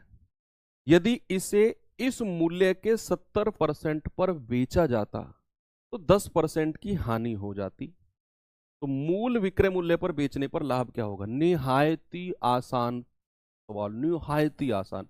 देखो जिस सवाल में दम होता है मैं खुद कह देता हूं कि ये सवाल में दम है। इसमें इसमें तो बिल्कुल भी नहीं है भाई। आपको सवाल समझाऊंगा, आप खुद कहोगे सर वास्तव में कुछ नहीं था। देखो उसने कहा एक वस्तु को किसी निश्चित कीमत पर बेचा जाता है, किसी पर भी बेचा जाएगा। भाई लेट सपोज मैंने मान लिया उस वस्तु का क्रय मूल्य सीपी है और उसको बेचा कितने में गया है, एसपी। एसपी यानी कि विक्रय मूल्य यानी कि सेलिंग प्राइस। देखना मैंने कहा किसी वस्तु को निश्चित कीमत पर बेचा जाता है ना, तो मैंने कहा उस वस्तु का क्रय मूल्य सीपी मान लो, तो विक्रय मूल्य कितना हो जाएगा, एसपी, सेलिंग प्राइस हो जाएगा, निश्चित कीमत हो गई। आगे चलते हैं। यदि इसे इस मूल्य के 70% पर बेचा जाता, अब सुनना सवाल पढ़ना सिखा रहा हूं आपको। उसने कहा कि यदि यदि इसे इस मूल्य के 70% पर बेचा जाता, किस मूल्य के, जो मूल्य इसका पुराना है ये वाला, इसके 70% पर, इसके 70% पर, किसका 70%, इसका 70%, पुराने वाले विक्रय मूल्य का 70% पर अगर बेचा जाता तो बच्चे जरा मुझे बताना कि अगर पुराने वाला विक्रय मूल्य एसपी है तो इसका 70% कितना होगा, 70% ऑफ एसपी। भाई ये क्या हो जाएगा, ये नया विक्रय मूल्य होगा अकॉर्डिंग टू क्वेश्चन। नया विक्रय मूल्य होगा कि नहीं, कि इस मूल्य के 70% पर बेचा जाता तो उसे 10% की हानि होती।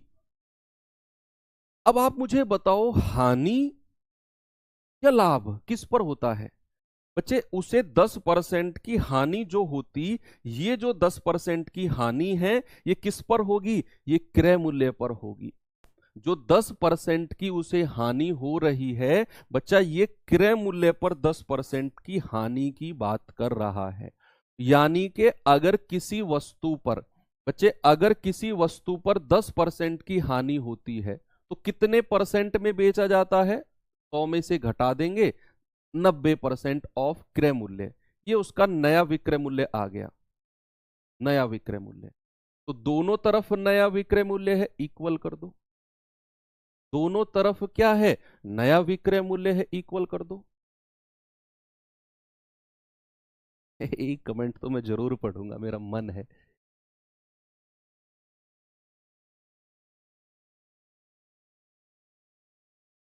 Yes, very good. एक बच्चा बहुत देर से परेशान है कि सर आपने एक क्वेश्चन गलत कर दिया। अभी मैं बताऊंगा आप सबको क्या बोला है उसने।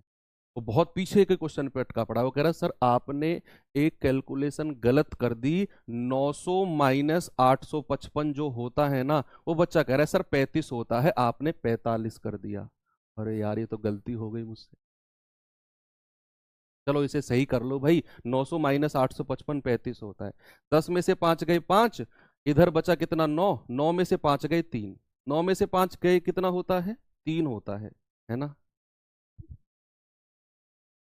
गलती हो गई, सारी गलती हो गई मुझसे तो। क्या बोलूं मैं तुमसे अब।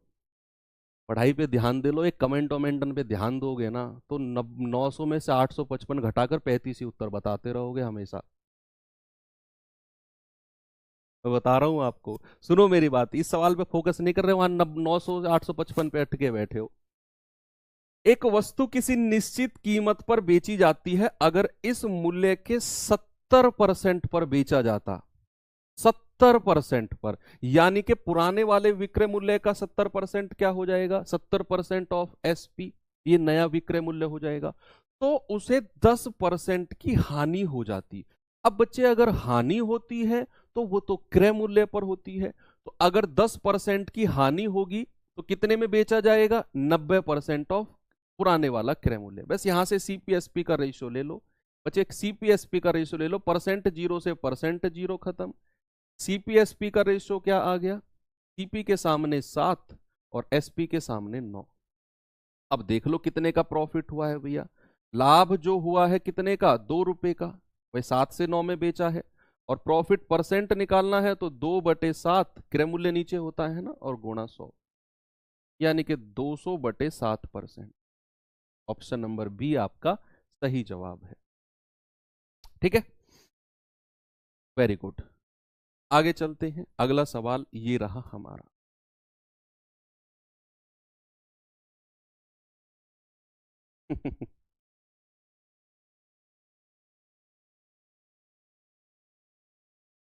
देखो एग्जैक्ट वही क्वेश्चन है। वो कह रहा है एक वस्तु को निश्चित मूल्य पर बेचा जाता है, यदि उसे इसे उस मूल्य के 5/4 पर बेचा जाता, पुराने वाले के 5/4 पर बेचा जाता, तो 10% की हानि हो जाती।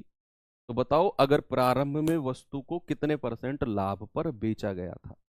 भाई उसने कहा कि एक वस्तु को निश्चित मूल्य पर बेचा जाता है, तो अगर सीपी में खरीदा गया तो एसपी में बेचा जाएगा। भाई सीपी मतलब कॉस्ट प्राइस क्रय मूल्य, एसपी मतलब सेलिंग प्राइस विक्रय मूल्य। ओके, अब आगे उसने कहा कि यदि उस मूल्य के 5/4 में बेचा जाता, किस मूल्य के? जो पुराने वाला सेलिंग प्राइस है, जो पुराने वाला विक्रय मूल्य है ना, इसका 5/4। तो इसका 5/4 कितना हो जाएगा? 5/4 ऑफ पुराने वाला विक्रय मूल्य। ये क्या आ गया बच्चे उसका? ये आ गया नया विक्रय मूल्य आ गया, नया वाला सेलिंग प्राइस। वो कह रहा है ना, यदि यदि उसे उस मूल्य के 5/4 पर बेचा जाता, पुराने वाले का 5/4 पर बेचा जाता ना, तो उसे 10% का हानि हो जाती। 10% का लॉस उसे हो जाता। अच्छा, इंग्लिश में 4/5 लिखा है, चलो अभी देख लेते हैं। 5/4 से आंसर नहीं आया तो फिर 4/5 कर लेंगे, नहीं तो फिर इसको करेक्ट कर लेंगे। देखो, हाँ हाँ हाँ, नहीं नहीं नहीं, विक्रय मूल्य अगर हम बढ़ा रहे हैं तो हानि थोड़ी होगी, लॉस होगा उसे, तो प्रॉफिट होगा। तो इसे 4/5 करके देखना बच्चे, इसको ना 4/5 करके देखना, 4/5, क्योंकि विक्रय मूल्य अगर वो घटाएगा तभी तो हानि होगी उसे। इसको 4/5 करना, 4/5, है ना। तो उसने कहा यदि उसे उस मूल्य के 4/5 पर बेचा जाता तो 10% की हानि होती। तो पुराने वाले विक्रय मूल्य एसपी है, नया कितना हो जाएगा उसका 4/5, पुराने वाले का 4/5। तो 10% की हानि का मतलब कितना है बच्चे, 10% की हानि पर अगर कोई चीज बेची जाती है तो क्या वो 90% में बेची जाती है, क्या वो 90% में बेची जाती है कि नहीं? यस।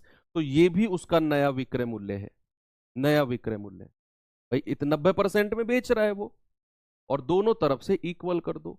अब 90% को फ्रैक्शन में चेंज कर लो क्योंकि ये फ्रैक्शन में है। तो 9/10 सीपी बराबर 4/5 एसपी। 5 से कटेगा 5 दूनी 10, ये दो उधर मल्टीप्लाई हो जाएगा, तो 9 सीपी बराबर 8, 2 चौके 8 एसपी। तो सीपी एसपी का रेशियो बताना भाई जरा, इसके सामने 8 और इसके सामने 9। 8 की चीज 9 में बेची गई है तो 1 रुपए का प्रॉफिट है, 1 रुपए का प्रॉफिट है, और क्रय मूल्य कितना है 8, और इंटू 100। 1/8 गुणा 100, ये आपको मैंने फ्रैक्शन परसेंटेज में लिखवाया है, 12.5 होता है। कितना होता है, 12.5%। वैसे आपने क्या करना है, उसने कहा पुराने विक्रय मूल्य का 4/5, तो पुराना विक्रय मूल्य में एसपी मानकर चला हूं, तो नया कितना हो जाएगा उसका 4/5। और ऐसा करने पर 10% की हानि होती है।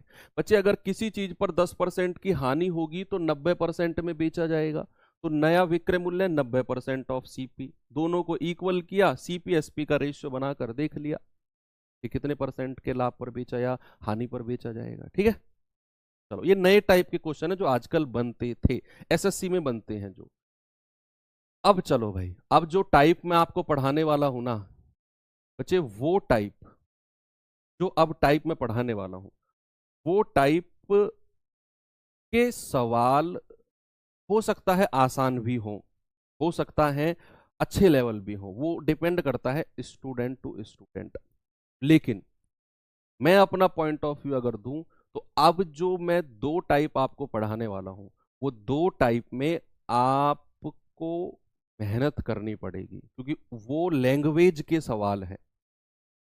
बड़े बड़े सवाल हो सकते हैं, मैं आसान तरीके उनके सिखाऊंगा, लेकिन उनमें आपकी बेसिक, आपका वहां रट्टाफिकेशन बिल्कुल भी नहीं चलेगा। अगर आप में से एक आध दो बच्चे रट्टाफिकेशन कर रहे हो तो वहां पर आप दिक्कत में आ जाओगे बच्चे, क्योंकि ये प्योर लैंग्वेज बेस्ड क्वेश्चन अब मैं कराने वाला हूं आपको। ठीक है, तो आप लोग तैयार हैं? दो टाइप के क्वेश्चन हैं और ये बन सकते हैं, मैं इसीलिए आपको करा रहा हूं क्योंकि ये बन सकते हैं।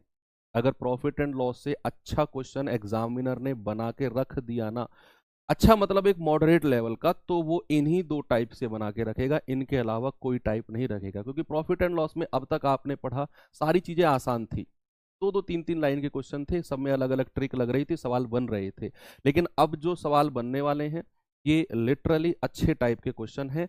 आसान सवाल आसान है, तरीका भी मैं उनके आसान बताऊंगा, लेकिन लैंग्वेज समझना अब पड़ेगा, और वो हम धीरे धीरे सीखेंगे इन तरीके में कि लैंग्वेज कैसे हम पढ़ते हैं। जरा ये सवाल देखो एक बार। हालांकि मैंने ऐसा क्वेश्चन आपको परसेंटेज में भी सिखाया था, परसेंटेज में भी, है ना, परसेंटेज भी मैंने आपको सिखाया था। बच्चे मैं आपको डिमोटिवेट नहीं कर रहा हूं, मैं आपको ना, मैं आप यार फिर आप वही बात कर रहे हो, डिमोटिवेट डिमोटिवेट मतलब, फिर मैंने एक दिन पहले बताया था डिमोटिवेट मतलब, अगर मैं ये कहूं तुमसे नहीं होगा, चलो आराम से रजाई सर पे रखो सो जाओ, वो होता है डिमोटिवेट। मैं कह रहा हूं कि अच्छे क्वेश्चन है, थोड़ा सा मैं आपको प्रिपेयर कर रहा हूं, आपका माइंड तैयार कर रहा हूं कि जो हम अब टाइप पढ़ने वाले हैं वो लिटरली अच्छा टाइप है, उसमें हमें थोड़ा सा अटेंटिव रहना है, मैं ये कह रहा हूं आपको, है ना। मैं ये नहीं कह रहा हूं कि हमें उसको हल्के में लेना है। सुनो, एक व्यक्ति ने 3 वस्तु में से, अब हो सकता है ये अगर आपको आसान लगा तो आप कहोगे सर ये तो आसान था, मतलब आप चीजें फिर आप आपको लगेगा कि आप चीजें ना कॉन्सेप्ट से सीख रहे हैं। अगर आपको ये सवाल आसान लगा तो सोचना कि आप रट नहीं रहे हो, आप चीजें अच्छे से सीख रहे हो। एक व्यक्ति ने 3 वस्तुओं में से प्रत्येक को 3,000 रुपए में खरीदा। उसने इन वस्तु को क्रम से 10% लाभ, 5% लाभ और 15% की हानि पर बेच दिया। तो उसके द्वारा प्राप्त कुल लाभ या हानि बताओ क्या होगी। उसके द्वारा टोटल प्रॉफिट या लॉस क्या होगा। ठीक है। अब ये अगर आपको आसान लगा तो समझ जाना कि यही है, यही इसी के लिए मैंने लेक्चर दिया 2 मिनट, कि आपको लैंग्वेज समझनी पड़ेगी। अगर ये आपको फुट्टल सवाल लगा ना, आसान लगा, तो समझ लेना कि फिर आप पार हो, आपको कोई रोकने वाला नहीं है, आप पार हो। प्रॉफिट एंड लॉस में आप पार हो अगर आपको ये चीज समझ में आ गई, ये वाला क्वेश्चन। मतलब कराऊंगा तो मैं, लेकिन अगर आपको पढ़कर ये लगा कि यार ये तो कुछ भी नहीं है, हो जाएगा, तो फिर आप पार हो। देखो, उसने कहा एक व्यक्ति ने 3 वस्तुएं प्रत्येक को 3,000 रुपए में खरीदा। प्रत्येक को, यहां से लेकर यहां तक की लाइन में आप क्या समझे। जो मैंने लाइन ब्रैकेट में बनाई है कि एक व्यक्ति ने 3 वस्तु में से प्रत्येक को 3,000 में खरीदा है। इस बात से आप क्या समझ रहे हो। इस बात से हम समझ रहे हैं सर कि उसने पहली वस्तु को भी 3,000 में खरीदा, दूसरे को भी और तीसरे को भी। मतलब तीनों वस्तुओं का क्रय मूल्य समान है। या ये बात आप समझे कि नहीं। अगर उसने प्रत्येक को 3,000 में खरीदा, मतलब तीनों वस्तुओं का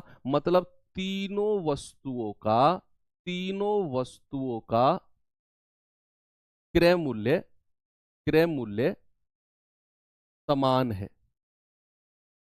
समान है। ये बात हम समझ चुके हैं पहली लाइन से। ओके। अब उसने कहा कि उसमें उनको क्रम से 10%, 5% लाभ और 15% हानि पर बेचा। तो कुल लाभ या हानि बताओ। अब बच्चे सुनना, आपको बहुत गजब की बात मैं इस सवाल में आपको बताने वाला हूं, देखना। हमको आंसर पूछा है परसेंट में। यस, मैंने आपको परसेंटेज में कराया है ये टाइप। हमको आंसर पूछा है किसमें, परसेंट में। मिसलेनियस, विविध में कराया था ऐसा क्वेश्चन। अब हमको अगर आंसर परसेंट में पूछा है तो फिर मैं, जरूरत नहीं है मुझे 3,000 में वस्तु खरीदी हो उसने। मुझे बस ये पता करना है पहली लाइन से कि तीनों वस्तु प्रत्येक को 3,000 में खरीदा है ना, मतलब तीनों वस्तुओं का क्रय मूल्य कॉस्ट प्राइस इक्वल है। तो बच्चे जो तीनों वस्तु है ना ए बी सी, तीनों का क्रय मूल्य 100 मान लो आप, आपका आंसर सेम आएगा क्योंकि परसेंट में पूछा है आंसर। तो चाहे आप 3,000 मानकर करो, चाहे आप 100 मानकर करो, आंसर पर कोई फर्क नहीं पड़ेगा। बस ये बात पता कर ली हमने पहली लाइन से कि तीनों वस्तुओं में प्रत्येक को 3,000 में खरीदा है। तो ये वर्ड जो उसने जोड़ दिया ना प्रत्येक, मतलब मैं समझ गया कि उसने तीनों को बराबर बराबर पर खरीदा है। तीनों का क्रय मूल्य समान है, और अगर समान है तीनों का तो मैं तीनों को 100-100 भी मान लूंगा ना, तो भी कोई फर्क नहीं पड़ेगा, कोई फर्क नहीं पड़ेगा। अब कह रहा है कि भैया पहली को तो 10% लाभ पर बेचा है, तो इसका 10% कितना होता है, 100 का 10% 10 ही होगा भाई, जितना है उतना ही रहेगा। दूसरे को 5% लाभ पर, तो इसका 5% कितना होगा, जितना है उतना ही रहेगा। और तीसरे को 15% की हानि, यानी कि माइनस का 15%, तो 100 का 15% 15 ही रहेगा माइनस का, क्योंकि हानि है। तो अगर मैं ओवरऑल की बात करूं, बच्चे जरा ओवरऑल बताना, तो 10 + 5 और माइनस का 15, तो ओवरऑल तो बच्चे 15 - 15 यानी कि 0। भाई अगर 0 है तो मतलब क्या है, मतलब है नो प्रॉफिट नो लॉस। भाई आपको किसी वस्तु पर 0 का प्रॉफिट होता है और 0 का लॉस होता है। 0 का मतलब है नो प्रॉफिट नो लॉस। हो गया सवाल, हो गया सवाल। भाई यहां आप देखो, पहली वस्तु पर 10% लाभ था, प्लस का 10 रुपया कमा लिया। दूसरी वस्तु पर 5% का लाभ है तो 5 रुपए कमा लिया। और तीसरी वस्तु पर 15% की हानि है तो 15 रुपया गवा दिया, नुकसान हो गया। हानि हुई है। तो ओवरऑल अगर मैं देखूंगा तो 10 और 5 15 रुपए तो कमा लिए थे, प्लस प्लस, और 15 रुपए का नुकसान हो गया, ओवरऑल तो जीरो आ गया। और ओवरऑल जीरो का मतलब है नो प्रॉफिट नो लॉस। यही चीज आपने समझनी। बात क्लियर हो गई सभी बच्चे को? यस, एक बार मुझे थम्स अप करके बताओ कि सर बिल्कुल ये बात क्रिस्टल क्लियर है हमको।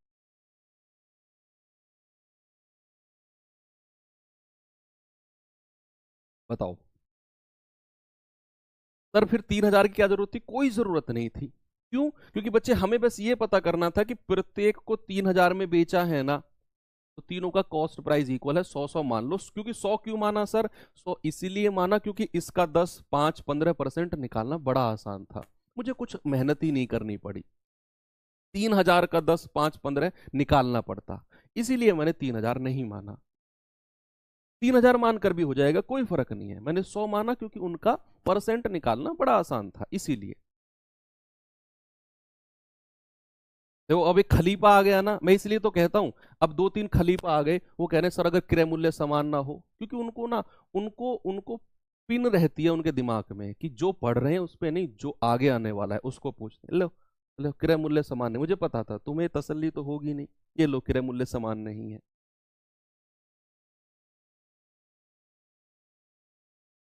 सवाल है कि दो वस्तु ए और बी का क्रय मूल्य 4 5 के अनुपात में है। इन वस्तुओं को बेचते समय दुकानदारों को वस्तु ए पर तो 10% और वस्तु बी पर 20% का लाभ होता है। उनके विक्रय मूल्य में जो अंतर है वो 480 रुपए है। विक्रय मूल्य में, ये ध्यान रखना, उसने विक्रय मूल्य में अंतर बोला है। उनके विक्रय मूल्य में जो अंतर है वो 480 है। तो ए और बी के क्रय मूल्य का अंतर क्या होगा? ये भी आसान है, ये भी बहुत आसान है ना? बस लैंग्वेज है, मैंने आपको जो शुरू में कहा था टाइप से पहले, लैंग्वेज पढ़ना है बस, और कुछ भी नहीं है ना? उसने आपको दिया है ए और बी के क्रय मूल्य का अनुपात कितना है मेरे भाई? 4 5 है, तो लिख लो, लिख लो ए और बी के क्रय मूल्य का रेशियो। यहां मैंने ए लिखा, यहां मैंने बी लिखा, और क्रय मूल्य का रेशियो कितना है? 4 5। ये क्या है बच्चा? कॉस्ट प्राइस, यानी कि क्रय मूल्य का रेशियो। ओके, लिख दिया मैंने, कोई दिक्कत नहीं है। अब उसने कहा कि भैया पहली पर तो उसने 10% और दूसरी पर 20% का लाभ कमाया। अब ये चीज मैंने आपको परसेंटेज में सिखाई थी कि अगर मुझे किसी अनुपात कोई दिया होगा और मुझे उनके परसेंट निकालने होंगे, तो मैं परसेंट से पहले क्या करूंगा? मैं परसेंट से पहले क्या करूंगा? मैं दो दो जीरो यहां पर लगा दूंगा, मैं दो दो जीरो यहां पर लगा दूंगा।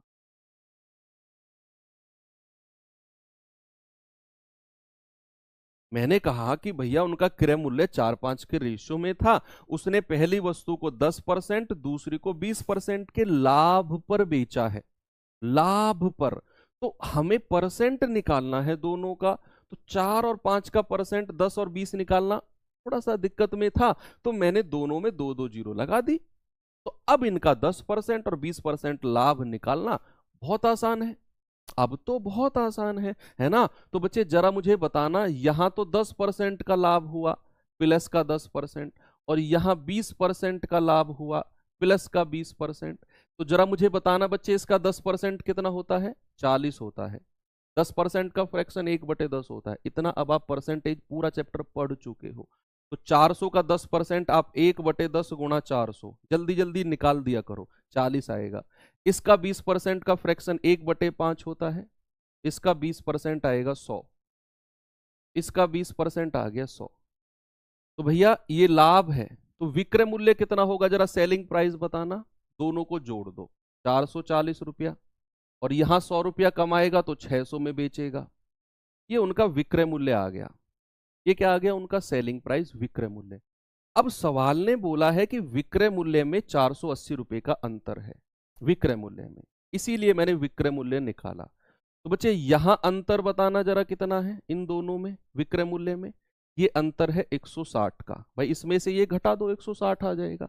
और सवाल ने बोला है भैया अंतर तो 480 का है, तो 160 यूनिट का मान 480 रुपया, तो एक का मान कितना होगा? पूरा 3 बार कट जाएगा, 3 रुपया।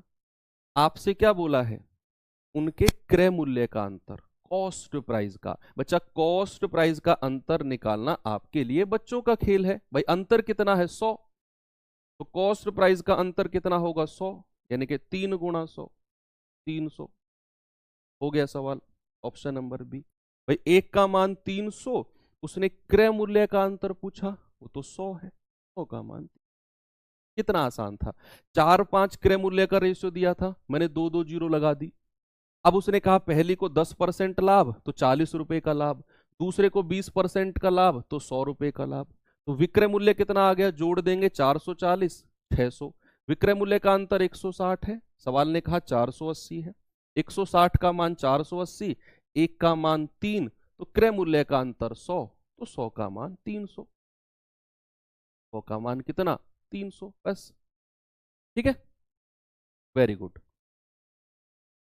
चलो थोड़ा सा आगे चलते हैं।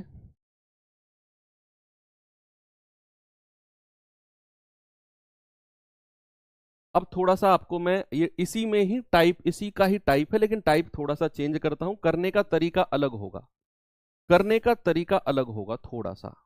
हम करेंगे एलिगेशन मेथड से इस टाइप के सवाल। ऐसे 3 क्वेश्चन है मेरे पास, एलिगेशन से करेंगे हम, है ना।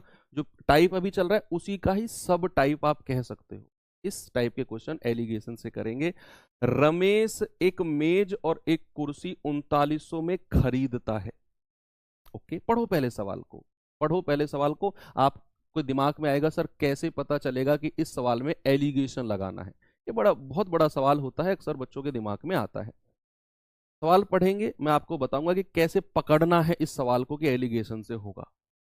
रमेश एक मेज एक कुर्सी 3900 में खरीदता है।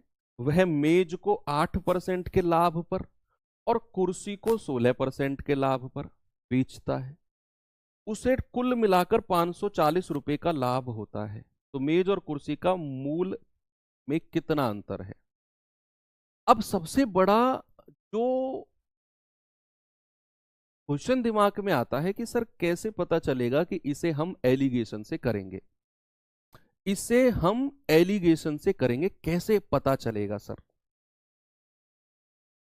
बात है सबसे बड़ी। तो याद करो मैंने एलिगेशन में आपको क्या बताया था, याद करो बच्चे। एलिगेशन में मैंने आपको बताया था कि हम एलिगेशन मेथड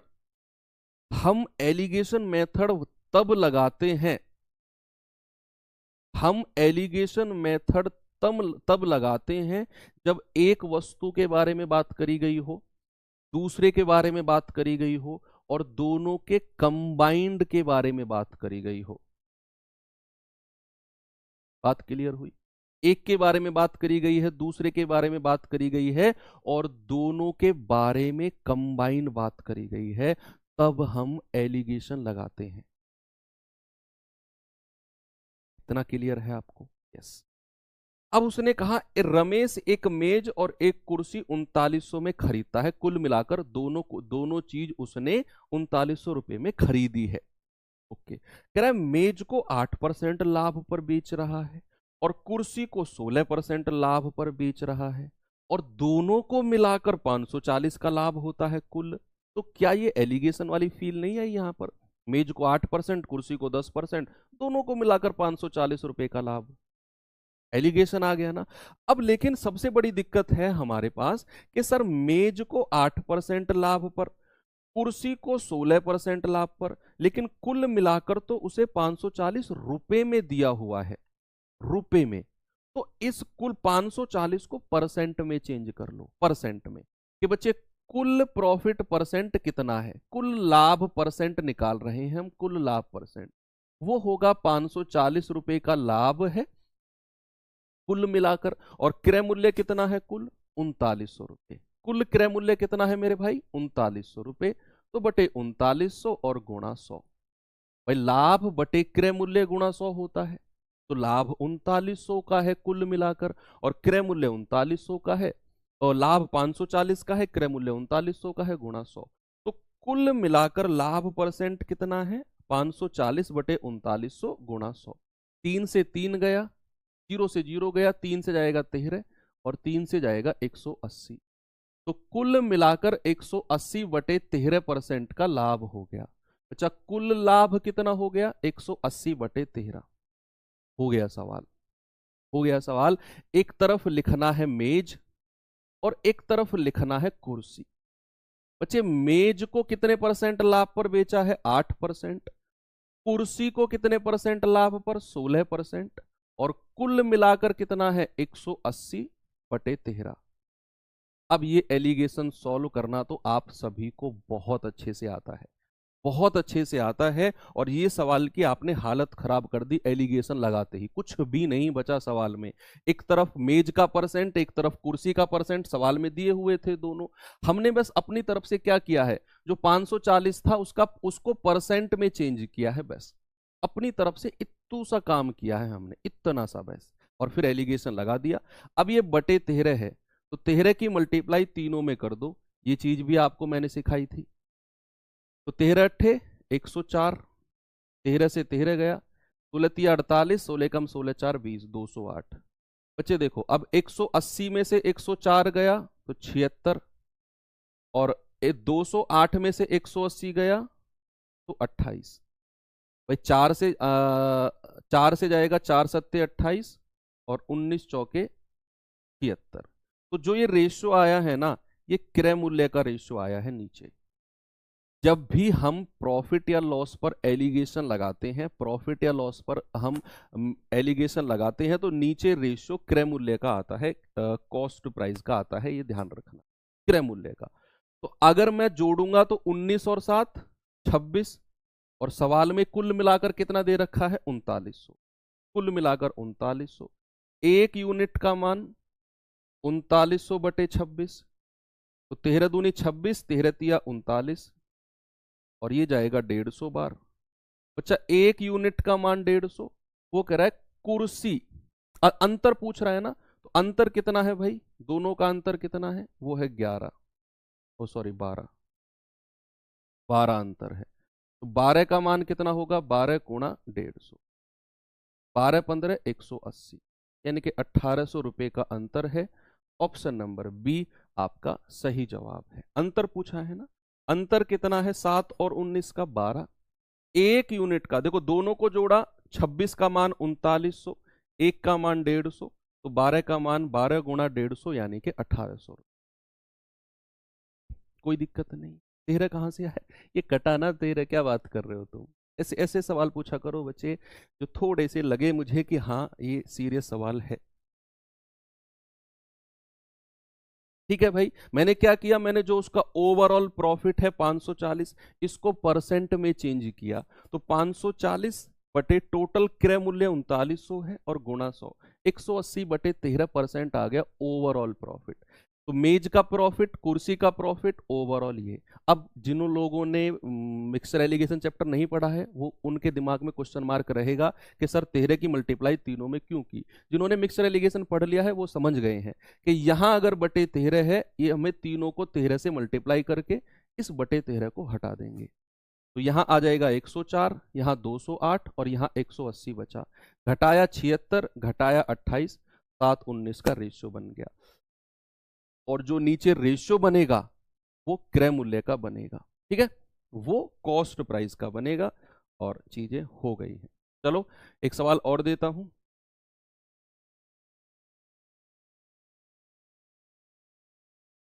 ये सवाल देखिए,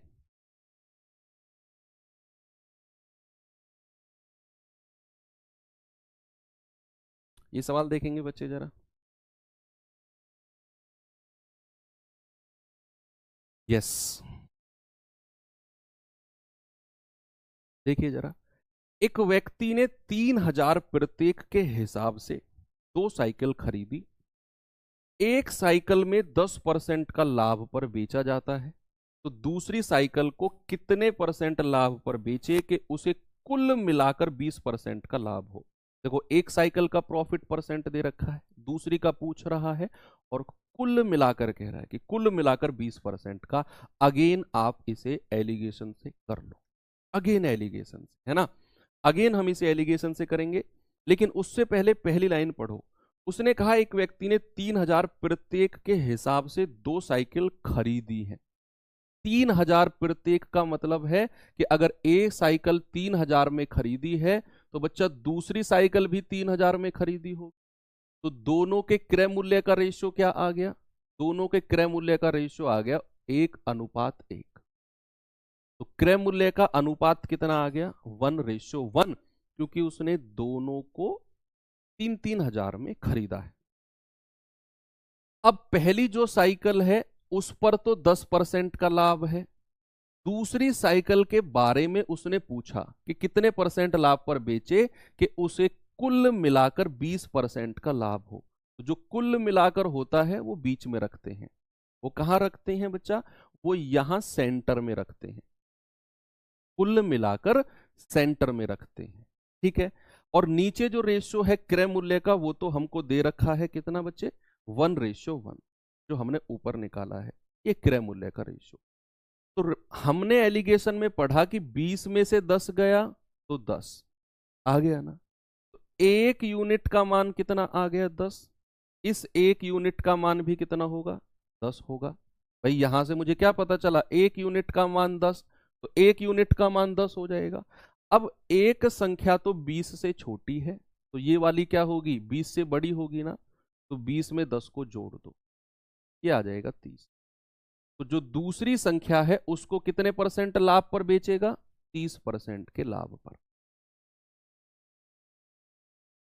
ठीक है, कोई दिक्कत नहीं है ना, कि भाई पहली को भी 10% लाभ पर बेचा, कह रहा है दूसरी को कितने परसेंट लाभ पर बेचे कि कुल मिलाकर 20 हो। जो कुल मिलाकर वो 20 यहां रख लिया, और प्रत्येक को 3000 के हिसाब से खरीदा है, मतलब दोनों का क्रय मूल्य समान है। मैंने वो 1:1 यहां लिख दिया। 20 में से 10 गया 10, एक यूनिट का मान 10, इस एक यूनिट का मान भी 10 हो जाएगा। अब एक संख्या तो 20 से छोटी है, तो एलिगेशन का नियम कहता है एक बड़ी होनी चाहिए, और यहां जो बड़ी होगी तो 20 में 10 जोड़ देंगे, ये आ जाएगा 30, यानी कि ऑप्शन नंबर सी, 30 जो है आपका बिल्कुल सटीक उत्तर है। चलिए,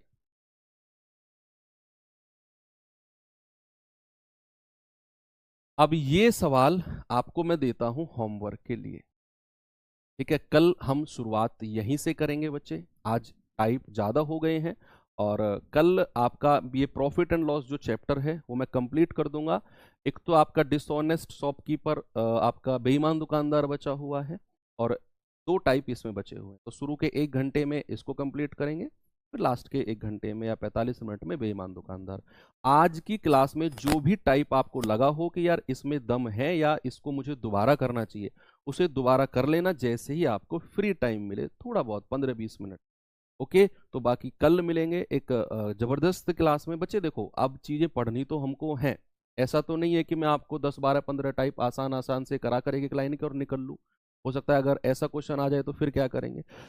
है ना, हमें हर तरह के लिए तैयार होकर चलना है। मैं हर आसान भी करा रहा हूँ ना, तो ये भी करना जरूरी है। तो चलिए, थैंक यू, बाय बाय, जय हिंद।